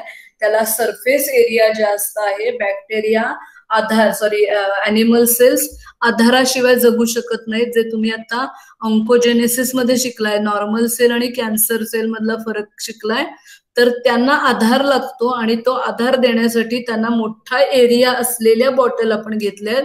आणि आता त्याच्यामध्ये जसं बॅक्टेरिया जगवायचे झाले तर जसे आपण मीडियम टाकणार आहे तसं ह्यांना सुद्धा आपल्याला मीडियम टाकावं लागतं. मीडियम मध्ये कुठले कुठले आता बघू कॉम्पोनंट आहेत. सॉल्ट्स जसे रक्तात आहेत तसे पाहिजेत, अमायनो ऍसिड्स पाहिजेत, व्हिटॅमिन सगळे पाहिजेत, glucose as a carbon energy source पाहिजे, बफर पाहिजे, CO2 sodium bicarbonate buffer.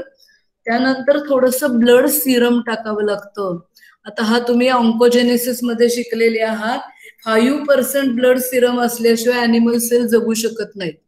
30 sale normal sale असेल तर 5% लागतं. 30 कॅन्सर मध्ये गेली की त्याचं सिरम रिक्वायरमेंट एकदम कमी येतं. कमी सिरम असला तरी ते जागू शकतो. आणि आपण पहिल्या सुरुवातीला बघितलं टिश्यू कल्चर तयार करायचे झाले तर अनाहूत पाहुणे बॅक्टेरिया येतात, कंटॅमिनेशन येतं आणि ते कंटॅमिनेशन येऊ नये म्हणून थोडंसं अँटीबायोटिक त्याच्यात टाकलं जातं. आणि दुसरं pH इंडिकेटर डाय. आता आपण तुम्ही गेल्या वर्षीपर्यंत ग्लुकोज फर्मेंटेशनची ट्यूब जर शिकला असाल, पॅथोजन शिकलाय तुम्ही, ग्लुकोजची ट्यूब, सुक्रोजची किंवा झायलोज अशा ट्यूब शिकलाय साल्मोनेला मध्ये, तर ती ट्यूब जी आहे त्याच्यामध्ये आपण बॅक्टेरिया टाकतो. दुसऱ्या दिवशी ती ट्यूब आपण बघितलं ती पिंक कलरची झालेली असते आणि गॅस हा डरॅम ट्यूब मध्ये तयार झालेला दिसतो. तर तो त्याच्यामध्ये अँड्राडेज नावाचा इंडिकेटर आहे म्हणून ती ट्यूबचा कलर आपण बदललेला बघतो. तसं हे आपण सेल जेव्हा ग्रो करायला टाकू त्यावेळेला ते सेल्स, ॲनिमल सेल जे आहेत ते आपण टाकलेलं ग्लुकोज खातील आणि जे काही ऍसिड तयार होईल म्हणजे ग्रोथ आली आहे का नाही हे आपल्याला कळणार कसं. त्यामुळे आपण त्याच्यात pH इंडिकेटर टाकला तर त्या बॉटलच्या मधल्या मीडियमचा कलर बदलू शकतो. आता एकदा तुमचं मीडियम तयार करून झालं, what we have to do, we have to first sterilize the medium. After sterilization you have to take sterile bottles and you have to add the sterile medium in the bottles or the flask. And then the cell suspension of desired density.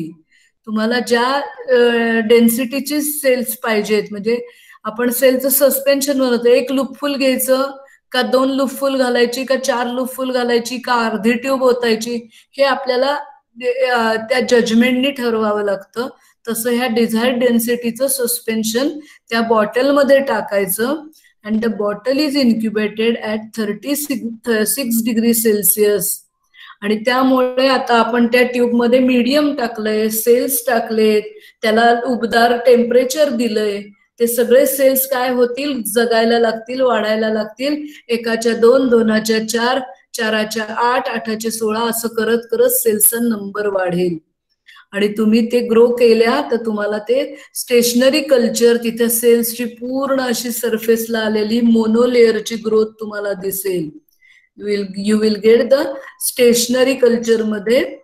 आणि काही काही वेळेला समजा तुम्ही ह्याच्यामध्ये rotatory drum मध्ये ठेवू शकता, ती बाटलीच्या पूर्ण सरफेसवर सुद्धा ग्रोथ येऊ शकते कारण ऑक्सिजन त्याला मिळाला पाहिजे एरेशन होण्यासाठी. It is placed in the rotary drum. हे तुम्हाला डायग्रामॅटिक हे दाखवलंय. माऊस घेतलाय, त्याचा टिश्यू काढून घेतला, त्याचं डायजेशन करून घेतलं, कोलॅजन म्हणजे इतर जो काही मटेरियल त्याचं सिमेंटिंग आहे ते काढून घेतलं, सेल्स घेतले, वॉश केले, पेलेट घेतले, डिफरन्शियल सेंट्रिफिकेशन केलं आणि एका प्रकारचे सेल्स घेतले, त्याला ट्रिप्सिनायझेशन करून ते सेल्स अजून आपण सेपरेट केले. आता हे बघा या प्रकारचे ट्रिप्सिन ट्रीटमेंट, डिटॅच होतात ते सेल्स, एकमेकापासून सेपरेट होतात आणि मग ते तुम्ही या बॉटलमध्ये टाकायचं, मीडियम टाकायचं. The cell will adhere in the monolayer cell. तुम्हाला त्या सेल्स एका त्याच्या मोनोलेअर मध्ये वाढलेल्या दिसतील. This is the diagrammatic representation of the tissue culture. हे सेल्स मिळवल्या कशा, आणि या सेल्स बॉटल मध्ये मीडियम मध्ये टाकल्यावर ते डायल्यूट होतील, सॉरी ग्रो होतील, आणि यू विल फॉर्म मोनोलेअर ग्रोथ. इथपर्यंत सर्वांना समजलंय का बघा. आता आपल्याला ह्याच्या पुढच्या पॉइंटकडे जायचंय. Types of tissue cultures. Tissue cultures there depending upon the origin of the tissue obtained, depending upon the chromosomal characters, and depending upon the number of generation up to which it can be subcultures. Tissue cultures, they are classified into 3 groups. आता हे वाक्य मोठं आहे, मी तुम्हाला वाचून दाखवलं, आता नीट अर्थ समजावून टाकते की टिश्यू कल्चरचे 3 प्रकार पडणार आहेत.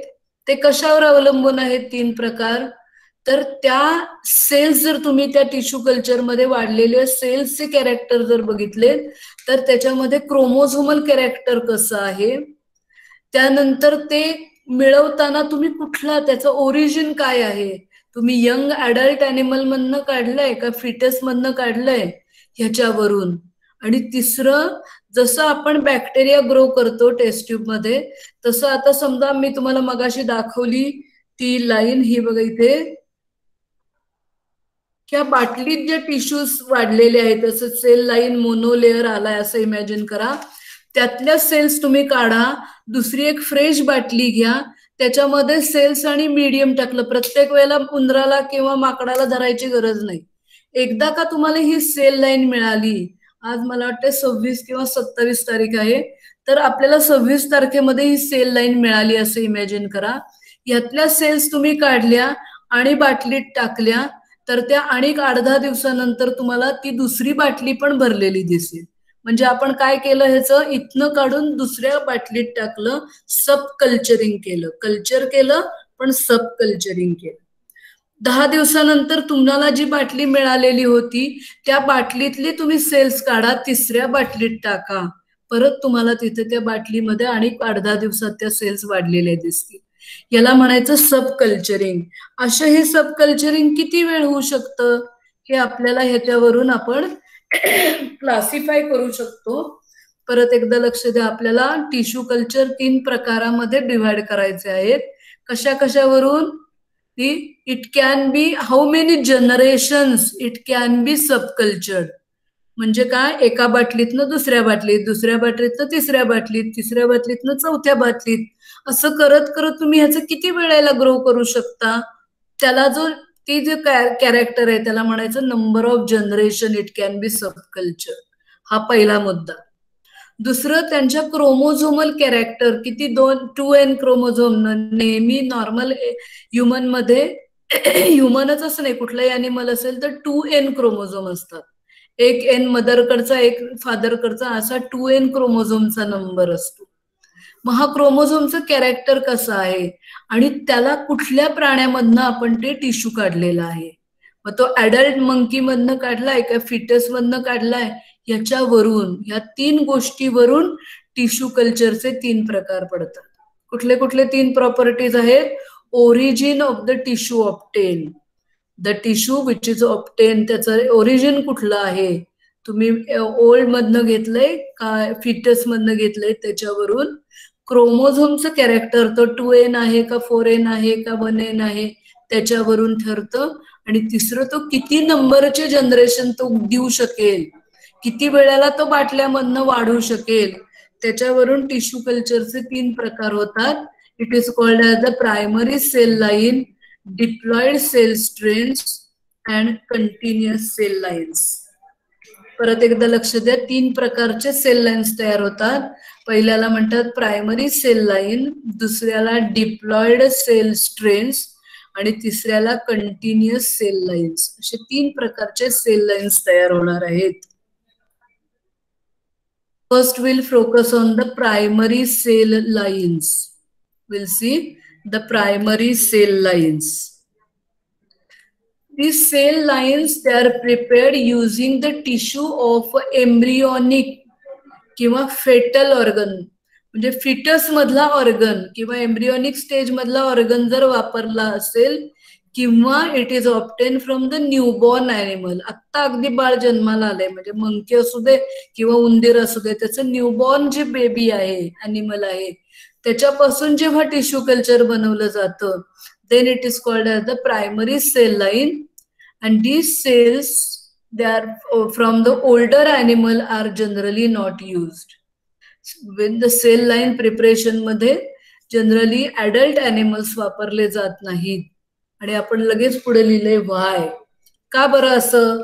एम्ब्रियॉनिक किंवा न्यूबॉर्नच का वापरले जातात? एकच मिनिट, इथे बाहेर जरा मुलं दंगा करतात, मी सांगते.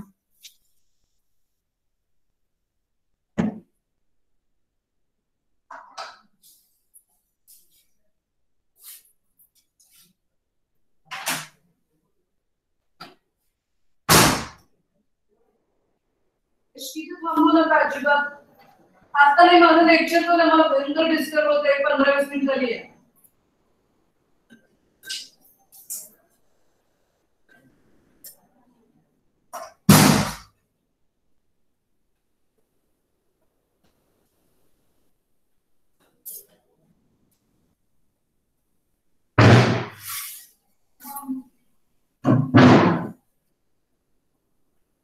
टिश्यू कल्चरचे 3 प्रकार आहेत: primary cell lines, diploid cell strains आणि continuous cell line.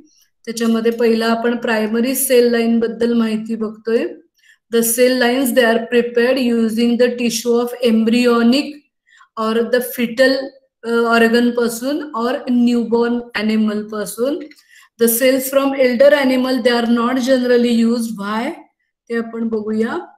During repeated सबकल्चरिंग, मी आता तुम्हाला सबकल्चरिंग म्हणजे काय सांगितलं. अगदी पहिल्यांदा केलेली बॉटल आहे, त्यातनं आपण सेल्स काढून दुसऱ्यात टाकू शकतो, दुसऱ्यातनं तिसऱ्यात काढू शकतो, तिसऱ्यातनं चौथ्यात काढू शकतो. असं हे रिपीटेड आपण सबकल्चरिंग केलेलं आहे. Rapid changes occur in the properties of original tissue. आपण जेव्हा हे असं सबकल्चरिंग करतो त्यावेळेला त्याच्यामध्ये रॅपिड चेंजेस, आत्ता नवीन एखाद्या फिटल मधनं काढलाय की न्यूबॉर्न ॲनिमल मधनं किडनीचे सेल्स काढले, तर जशी काही त्या प्राण्यामधली किडनीचे सेल्स आहेत तसे सेम त्याचं ओरिजिनल कॅरेक्टर पहिल्या सुरुवातीचे काही जनरेशन असणार आहे.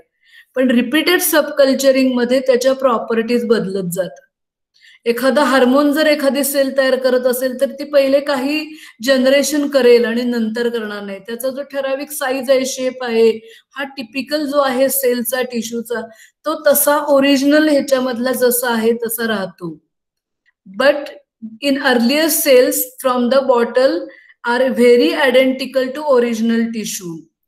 आणि हे जे पहिल्या सुरुवातीला आपण हे जे मिळवलेले आहेत, they are called as the primary cell lines. याला प्रायमरी सेल्स लाईन म्हणायचं. तेच तुम्ही अडल्ट मधले जर घेतले देन दे इमिजिएटली, म्हणजे कारण ऑलरेडी त्यांची काही जनरेशन झाली आहेत.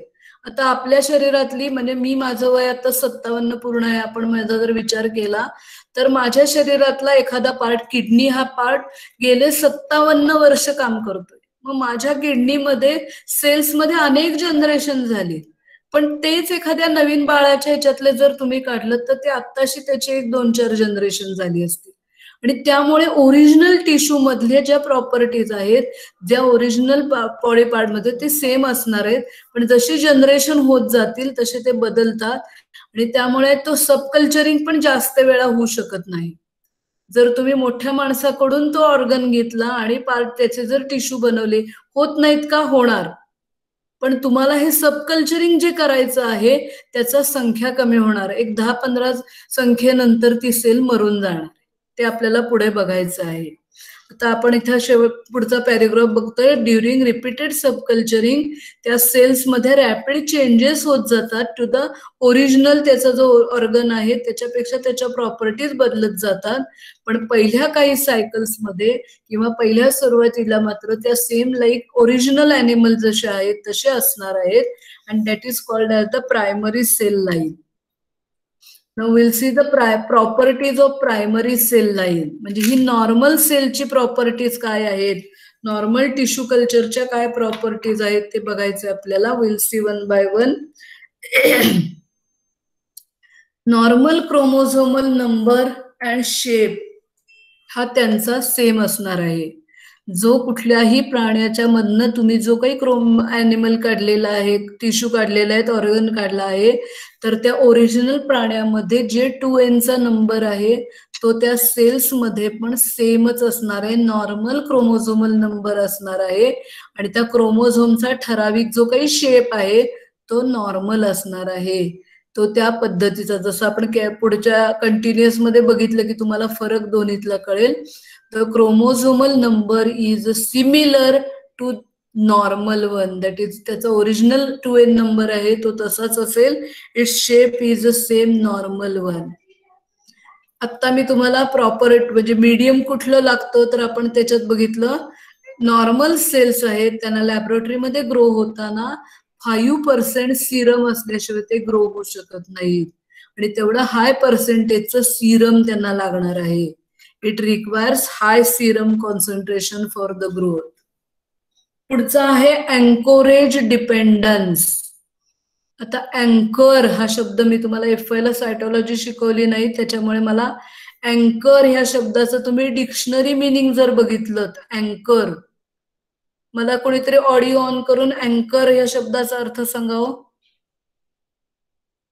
अँकोरेज नंतर बघूया. अँकर या शब्दाचा अर्थ सांगा. ANCHOR.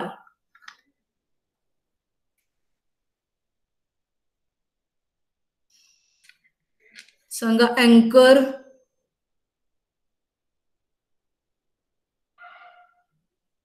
अँकर शब्दाचा अर्थ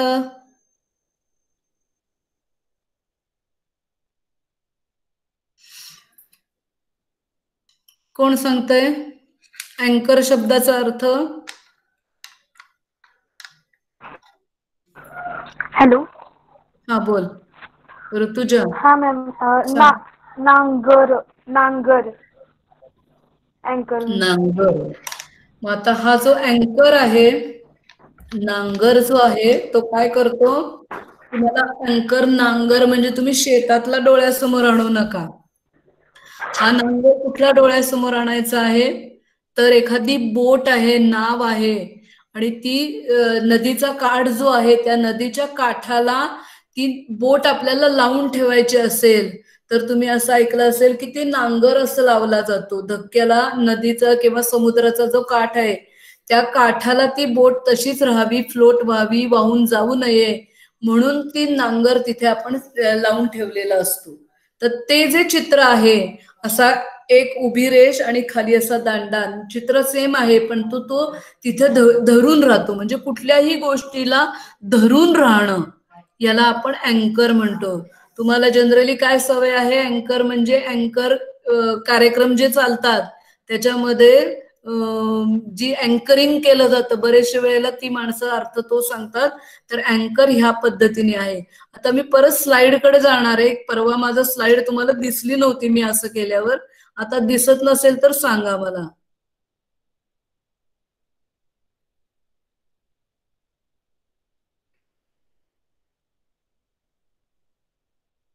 दिसते? मी ह्याच्यावर लिहिलेलं दिसतंय सर्वांना? हॅलो. हो दिसतंय मॅम. दिसतंय ना? ओके.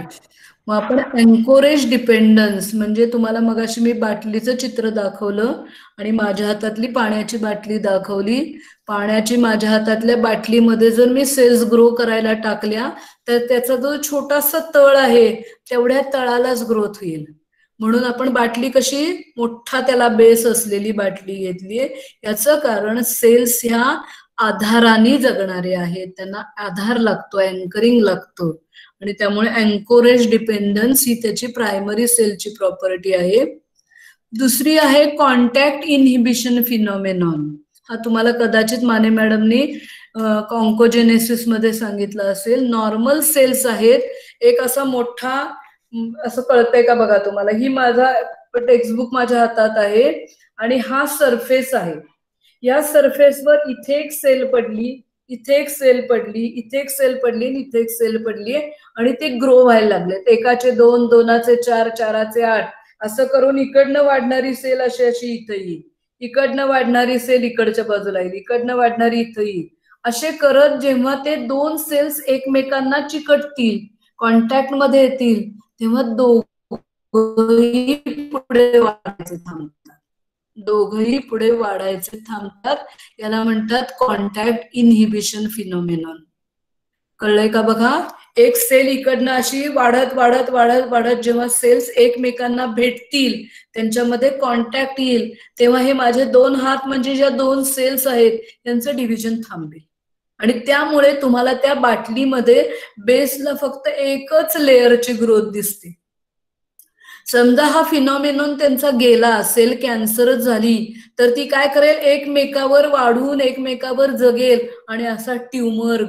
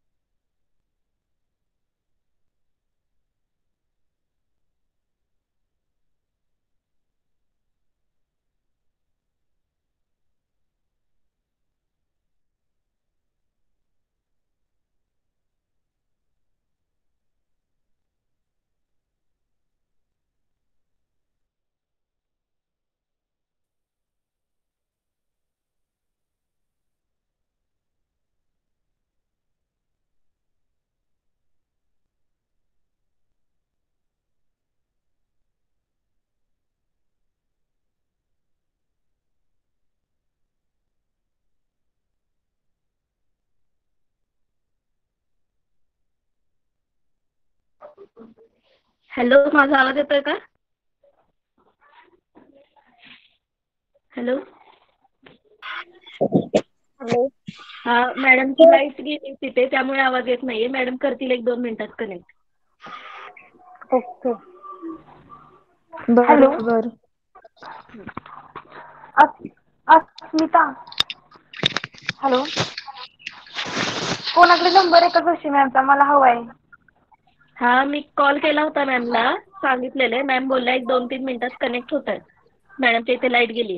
हा हा ते ठीक आहे, पण मला नंबर हवाय मॅडमचा ऍडमिशनसाठी कॉल करायची जरा. चालेल. हा ठीक आहे, नंतर शेअर करते. हा कसं करशील म्हणजे मेसेजवर का? हा हा ठीक आहे, प्लीज करा. हो हो.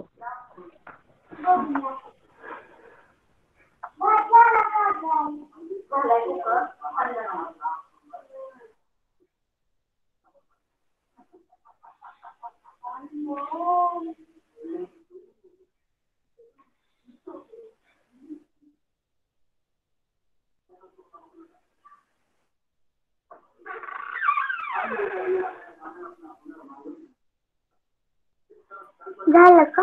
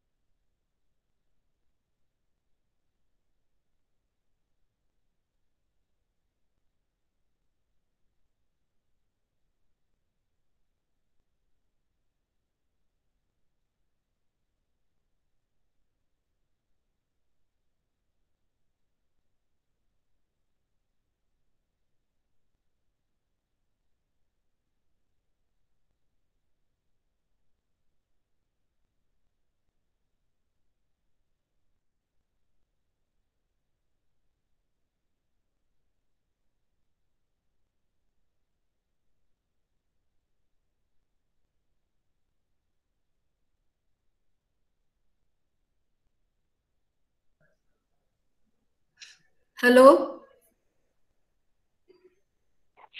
हा, मी आवाज येतोय. दिसतंय आता? Hello ma'am. हो.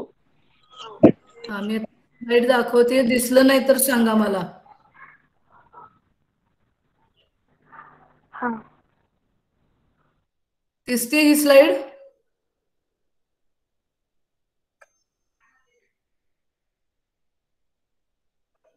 Properties of primary cell lines आपण बघतोय. नॉर्मल क्रोमोझोम नंबर आणि शेप असणार आहे. सर्वांना दिसतंय? नाही दिसत ते स्लाइड. नाही दिसत आहे, थांबा.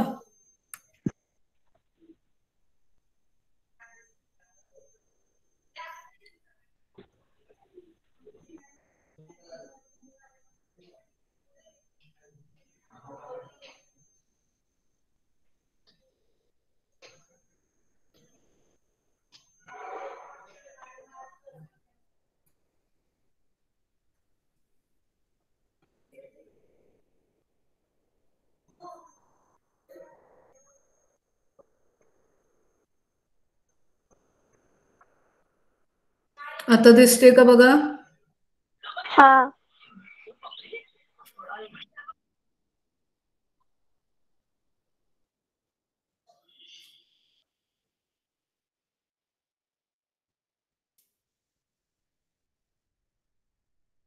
1-2 मिनिटे, बरंच मागे गेले. पटपट मी पुढे घेते.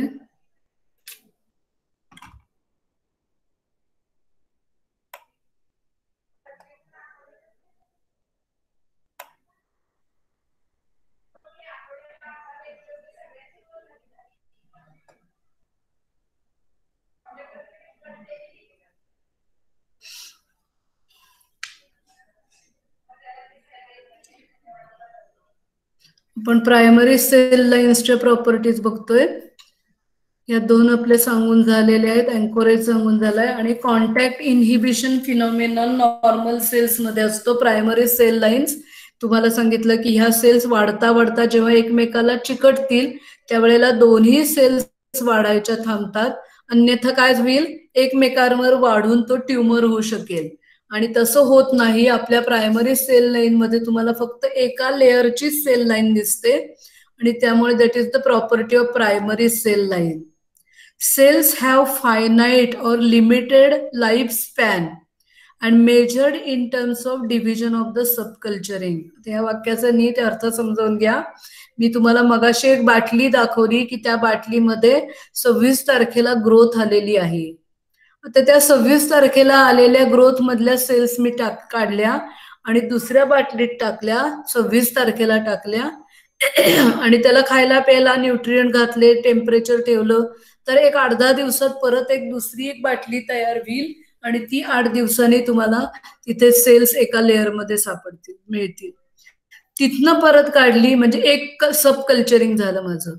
तिथनं काढली, परत दुसऱ्या बाटलीत टाकली, त्याच्यानंतर 7-8 दिवसांनी तिसरी बाटली मिळाली, तर हे 2 सब कल्चरिंग झाले. अशी ही सब कल्चरिंग तुम्ही किती करू शकता? अप टू 20 to 30 जनरेशन, म्हणजे 20 ते 30 बाटल्या तुम्हाला अशा पद्धतीने करावे लागतील. पण 30 नंतर 32 नंतर मात्र तुम्हाला त्या सेल्स जगू शकणार नाही. त्यावेळेला परत एकदा तुम्हाला तो फिटस, तो ॲनिमल, तो मंकी, हे सगळं आपल्याला परत पहिल्यापासून करावं लागेल. याचं कारण आहे आपल्याला, आपण अमर नाही, अमरत्वाचा आपल्याला पट्टा नाही, आपण सगळे डेड हे आहोत.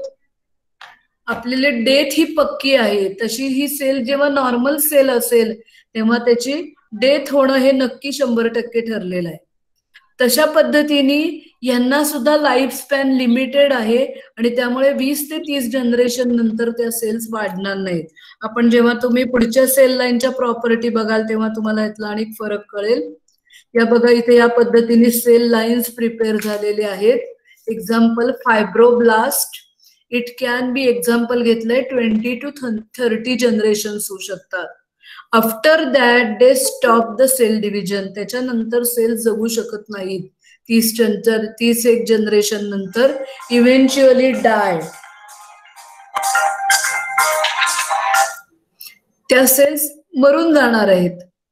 आणि त्याचं कारण काय आहे असं सायंटिस्टनी शोध घेतला. असं का होतं? तर अलीकडे एक निघालेला आहे, शोध लागलेला आहे. हे आपले क्रोमोझोम जे आहेत, कुणाचेही, मॅनिमलचे, प्लॅन्टचे, त्याच्या क्रोमोझोमचा जो शेवटचा तुकडा आहे त्याला टेलोमर म्हणतात. त्या टेलोमर हळूहळू एका पहिल्या जनरेशनला असा मोठा अख्खा क्रोमोझोम आहे, तर त्याचं दुसरी डिव्हिजन होईल त्यावेळेला छोटासा टेलोमर जातो, त्याच्या पुढची डिव्हिजन होतील, अशा डिव्हिजन होत जातील, तेव्हा टेलोमर छोटे छोटे छोटे छोटे कमी होत जातात. आणि त्यामुळे प्रोग्रॅम्ड लॉस ऑफ टेलोमर, त्याचं टेलोमर हळूहळू, आणि त्यामुळे असं इमॅजिन करा 20-30 जनरेशन नंतर असं मोठ्या क्रोमोझोमचा तुकडा जर निघून गेला तर ती सेल जगू शकणार नाही. तिथल्या डीएनए वरच्या सगळ्या ऍक्टिव्हिटी थांबतील आणि अल्टिमेटली डेथ होईल. याला प्रोग्रॅम सेल डेथ असं म्हणतात. त्याच्याशी आपल्याला खूप डिटेल गरज नाही, पण तुम्हाला माहित असावं, क्युरियासिटी म्हणून सांगितलीये. Cells from the bottles if remove, आता हे वाक्य नीट लक्षात घ्या. Cells from the bottles if we remove and in the animal it may survive but do not produce tumour. आता आपण एका मंकीच्या फिटस मधल्या किडनीचे सेल्स घेतलेत, ते घेतलेले सेल्स आपण त्या जनरेशन ट्रान्सफर करत चाललोय. त्या cells if we remove from the bottle आणि back injected in that monkey, तर त्या किडनी सेल्स त्या मंकी मध्ये जगू शकतात, वाढू शकतात, परंतु ते तिथे कधीही ट्युमर तयार करू शकत नाहीत, कॅन्सर नाही, त्या सेल्स नॉर्मल आहेत. For example chick embryo fibroblast, याची प्रायमरीची उदाहरणं 2 दिलेली आहेत. चिक एम्ब्रिओ फायब्रोब्लास्ट किंवा ह्युमन एमनिओटिक सेल लाईन्स, ही 2 उदाहरणं आहेत. तुम्हाला असा प्रश्न विचारला जातो, describe in detail the tissue culture. मग टिश्यू कल्चर म्हणजे काय, टिश्यू कल्चर तयार कसं करायचं, त्याची थोडी हिस्टॉरिकल बॅकग्राऊंड, तयार कसं करायचं, आणि टिश्यू कल्चरचे 3 प्रकार, त्याची विथ एक्झाम्पल आपल्याला माहिती सांगावी लागणार आहे. या प्रायमरी सेल लाईनची 2 एक्झाम्पल आहेत, चिक एम्ब्रिओ फायब्रोब्लास्ट आणि ह्युमन एमनिओटिक सेल लाईन्स. आता आपल्याला दुसरी सेल लाईन बघायची आहे, डिप्लॉइड सेल स्ट्रेन्स. दुसऱ्याचं नाव आहे डिप्लॉइड सेल स्ट्रेन्स. त्याच्याबद्दल माहिती बघूया. The primary cell lines contains the mixture of cells of the organ from which it is prepared. मगाशी मी तुम्हाला सांगितलं त्याप्रमाणे आपण किडनी मधनं सेल्स लाईन्स बनवली, तर किडनी मध्ये बाहेरचं असलेल्या एपिथेलियल सेल लाईन्सचे सेल असणार आहेत, कॉर्टेक्सचे सेल्स असणार आहेत, मेड्युलाचे सेल्स असणार आहेत, काही नर्व सेल्स असतील, काही ब्लड कॅपिलरीच्या सेल्स असतील. त्यामुळे तुमची जी बाटली तुम्ही बनवलेली आहे ती बाटलीमध्ये काय असणार आहे, अशा अनेक सेल्सचं मिक्सचर असेल. काही एपिथेलियल सेल्स असतील, काही नर्व सेल्स असतील, काही कॉर्टेक्सचे सेल्स असतील, काही मेड्युलाचे सेल्स असतील. असं त्यांचं मिक्सचर असणार आहे पहिल्या सुरुवातीला. नीट लक्षात घ्या. आणि तुम्ही अशी ह्याच्यातनं पहिल्या बाटलीतनं दुसरी बाटली बनवली, त्याच्यामध्ये तुम्हाला मिक्सचर दिसेल. दुसऱ्यातनं तिसरी बनवली, you will again get the mixture. असं जेव्हा सबकल्चरिंग करता करता आपण असं इमॅजिन करूया 4 प्रकारचे सेल्स आहेत. कॉर्टेक्स आहे, मेड्युला आहे, एपिथेलियल 5 आहेत असं इमॅजिन करूया. Cortex, medulla, epithelial cell lining as well as nerve cell आणि ब्लड कॅपिलरी मधली सेल्स, असे हे 5 प्रकारचे सेल्स तिथं वाढतायत. एक नॉर्मली केसमध्ये 30 जनरेशन पर्यंत ही जाती, तर एक 7-8 जनरेशन झाल्यानंतर तुम्ही जर ती सेल लाईन बघितली तर त्याच्यात तुम्हाला फक्त एका आणि एकाच प्रकारची सेल वाढलेली दिसेल. आणि त्यामुळे इतर जे काही मिक्सचर होते, मेड्युलाचे सेल वाढली असं जर बघितलं तर आपण त्या कॉर्टेक्स, एपिथेलियल सेल्स किंवा नर्व सेल्स या सगळ्या सेल्स गेल्या, हळूहळू नामशेष झाल्या आणि त्यातली कुठली तरी एखादी सेल लाईन डॉमिनंट होती ओव्हर द अदर आणि इट कंटेन. असं दिसतं की आपण फक्त कॉर्टेक्सच्या सेलची सेल लाईन बनवलेली आहे. Then it is called as the diploid cell strains. आता हे वाक्य मी तुम्हाला परत एकदा 2 वेळा समजावून सांगते. Suppose you have prepared the cell line from the kidney. Then the kidney, it contains the outer line epithelial cell lining. It may contain the cortex. It may contain the medulla. Some nerve cells may be embedded there as well as some blood cells may be there. If you prepare the cell line from the kidney, there will be mixture of the cells for few generation. And during that few generation, what happen, any one type of cell, for example we are taking the medulla cell, then the medulla cell number start to get increased, eliminating the other epithelial cell lining, cortex cells, they start to decrease. And one time will come when the medulla cells, they will remain only there while all other cells are eliminated. Therefore the medulla cell, they become dominant over other. आणि ते dominant झाल्यामुळे you will appear as this cell line is of the medulla only. परत एकदा मराठीत नीट समजावून सांगते. तुम्ही जर मंकी किडनी मधनं सेल्स काढलेले आहेत, त्या मंकी किडनी सेल्स मध्ये, अरे बाळा माझं लेक्चर चाललंय, मी जरा घेत नाही म्हणल्यावर लक्षात यायला पाहिजे तुझ्या.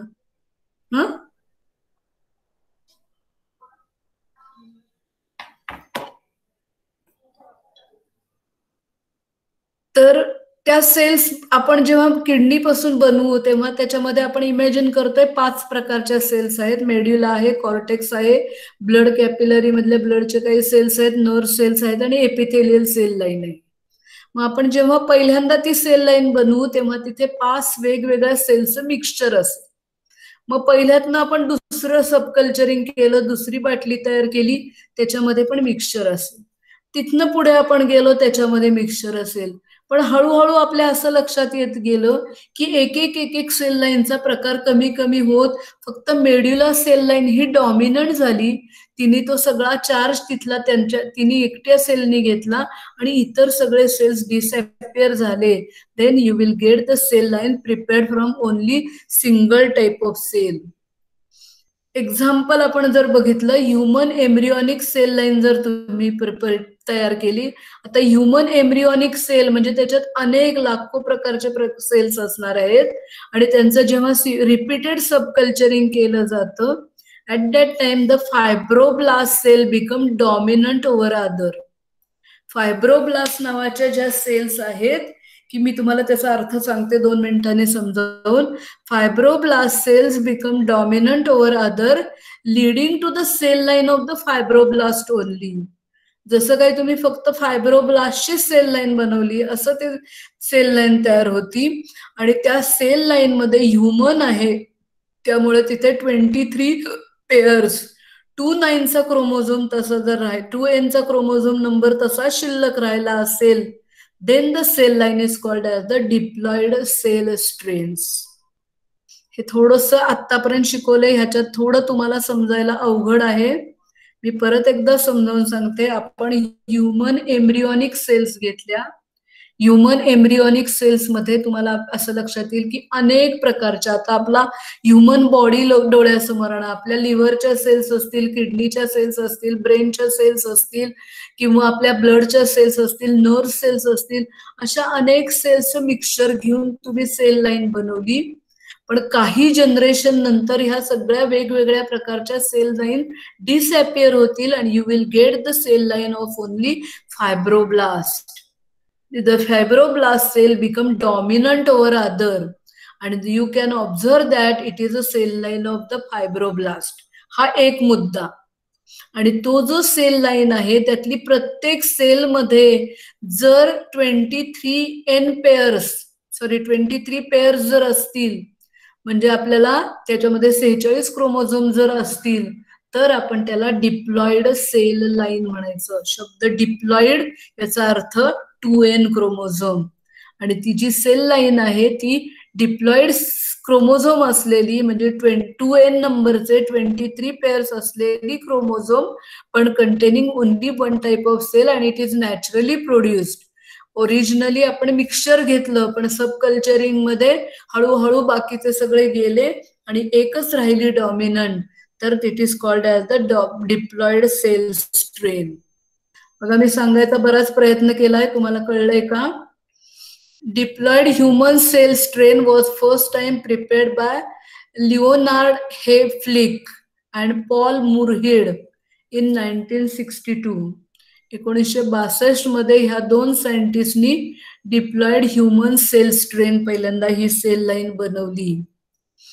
They use lung tissue of the 3 months old female fetus.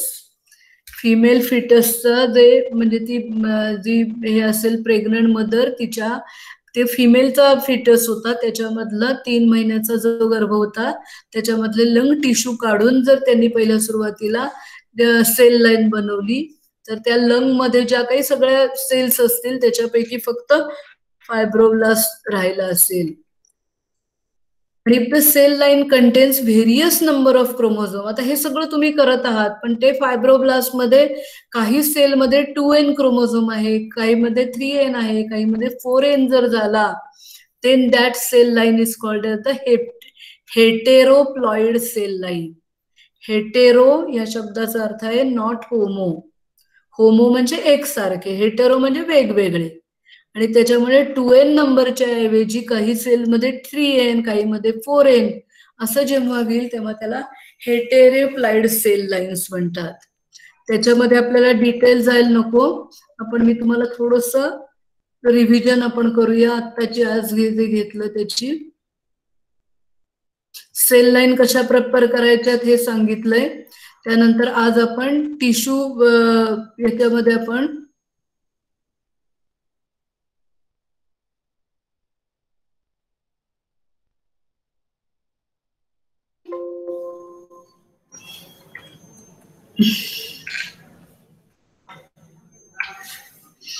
Sale lines त्याच्याबद्दल आपण माहिती घेतोय. सेल लाईन्सचे 3 प्रकार आहेत. Primary cell line, types of tissue culture मध्ये primary cell line, diploid cell strains आणि कंटिन्युअस सेल लाईन. मग आपण प्रायमरी सेल लाईन म्हणजे काय, ती कशी तयार करायची, ह्याच्यावरून आपण कशावरून त्याचे प्रकार पाडले, तर तो कुठल्या ऑर्गन पासून काढलेला आहे, फिटस मधून आहे का याच्यात आहे, नंतर किती जनरेशन पर्यंत त्याचं सब कल्चरिंग होणार आहे, आणि क्रोमोझोमचं नेचर कसं राहतं त्याच्यावरून आपण त्यांचे 3 प्रकार केले. त्यातल्या प्रायमरी मध्ये जनरली एम्ब्रियोनिक किंवा न्यूबॉर्न बेबी मधनं काढलं जातं, ऍडल्ट मधनं काढलं जात नाही, कारण सब कल्चरिंग कमी वेळा होतं. इथे आपण प्रायमरी सेल लाईनच्या प्रॉपर्टीज बघितलेल्या आहेत. नॉर्मल क्रोमोझोम मध्ये हे जे आहेत, क्रोमोझोम नंबर शेप सारखा आहे, हाय सिरम रिक्वायरमेंट आहे, अंकोरेज आधाराशिवाय जगू शकत नाहीत, कॉन्टॅक्ट इनहिबिशनचा फिनॉमिनन आहे, त्याच्यानंतर लाईफ स्पॅन लिमिटेड आहे. आपण फायब्रोब्लास्टचं एक्झाम्पल बघितलं. नंतर आपण डिप्लॉइड सेल स्ट्रेन्स बघितले. डिप्लॉइड सेल स्ट्रेन मध्ये पहिल्या सुरुवातीला सेल लाईन मध्ये मिक्सचर असेल, त्यातली एखादी डॉमिनंट व्हील आणि त्याच्यामध्ये जर 2n क्रोमोझोम असतील then it is called as the diploid cell strains. एक एक्झाम्पल बघितलं, डिप्लॉइड ह्युमन सेल स्ट्रेन्स पहिल्यांदा प्रिपेअर केली आहे 1962 मध्ये आणि ही केलेली आहे lung tissue from the fetus आणि if it contains various types of chromosome then it is called as the heteroploid. आता आपल्याला प्रॉपर्टीज बघायच्या आहेत, पण वाजले किती बघते. आता ही वेळ संपत आली आहे, बाकीचं उद्या बघूया. थोडस तुम्हाला कदाचित हे थोडं अवघड वाटलं असेल. कुणाला काय वाटतंय, शंका आहे?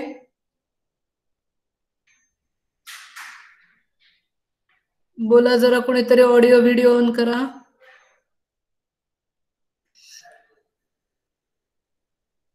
Hello,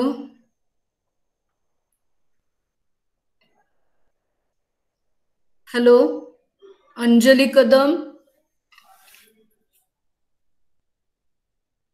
Anjali Kadam. Yes ma'am. बोल ग बाळा. हा मॅम, समजतंय सगळं. मला जरा बघू अंजली कशी दिसते.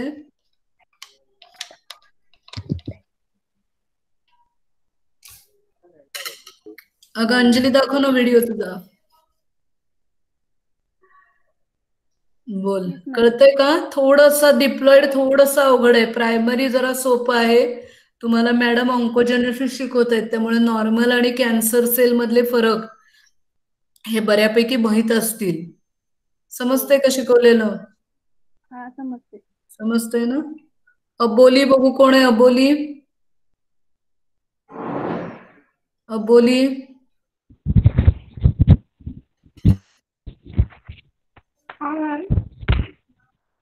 कळतंय का? हो हो.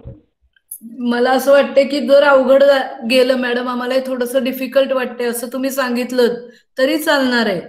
हा शेवटचा मी जो पॉइंट सांगितला तो, म्हणजे मला स्वतःला असं वाटतंय की तो थोडासा तुम्हाला अवघड वाटत असेल, पण तुम्हाला सर्वांना कळतंय म्हणजे मग मला तुम्ही खूप हुशार मुलं आहात असं मी समजून घेते. एखादा बॉय आहे का, मुलगा कोणी? माझ्याकडे आता एक मी ह्याला अटॅच करून घेतलेली आहे. मला तुमची कोण कोण प्रेझेंट आहेत, किती वाजता जॉईन झाले, किती वाजता सोडले, हे आज मला ऑटोमॅटिक येत जाणार आहे. मी तुम्हाला ह्या पद्धतीने एक माझ्या इथे अटॅचमेंट करून घेतलेली आहे प्रेझेंटीची. तर एखादा मुलगा असेल तर मला बोलायला आवडेल मुलाशी. आकाशचं नाव एक सोडलंच त्याने बघा, आकाश कोणीतरी होता, आडनावच मला वाचता आलं नाही, तेवढ्यात त्या मुलाने सोडून टाकलं. कोणीच नाही बॉय. 40 आकडा होता, त्या आकाशने लगेच सोडलं. मी कुणाची तरी मुलाशी, मी काय तुला धरून बोलायला लावणार नव्हते, मला काय तू इथनं माझ्यापासून कोसो लांब आहेस. अजून कोणी आहे का मुलगा एखादा? बर, नसेल इच्छा, तुम्हाला काही अडलेलं नसेल तर आपली वेळ संपलेली आहे, आपण थांबूया. हॅलो हा मॅम, बोल ना ऋतुजा. नंबर हवाय तुमचा. माझा नंबर मी खूप दिवस झाले विचारते, हवाय का नको म्हणताय तुम्ही? लिहून घ्या. 9423 हा 9423 94 866 हा 176 86 9423 हा 866 176. 8661. हा हा मिळाला? हो. उद्या तुमचं ह्याचं सीओसीचं पण आहे लेक्चर, सर्टिफिकेट कोर्सचं. मिळालंय ना टाइम टेबल तुम्हाला? हो हो, आहे का टेलिग्रामवर उद्या? भेटलं. एकदा चेक करा. हो. वेळ बघा, चेक करा आणि जेव्हा जे जे लेक्चर असेल ते अटेंड करा. तर हे आपलं अजून 1-2 महिने कदाचित हे असंच चालतंय, काय माहिती नाही मला. 9423866176 जोशी मॅडम, बरोबर आहे ग. कोण लिहिलंय काय माहिती. बरं, आपण थांबूया आता आज. उद्या बोलू बाकीचं. चला अभ्यास करा थोडा थोडा. बंद करू. माइंडफुल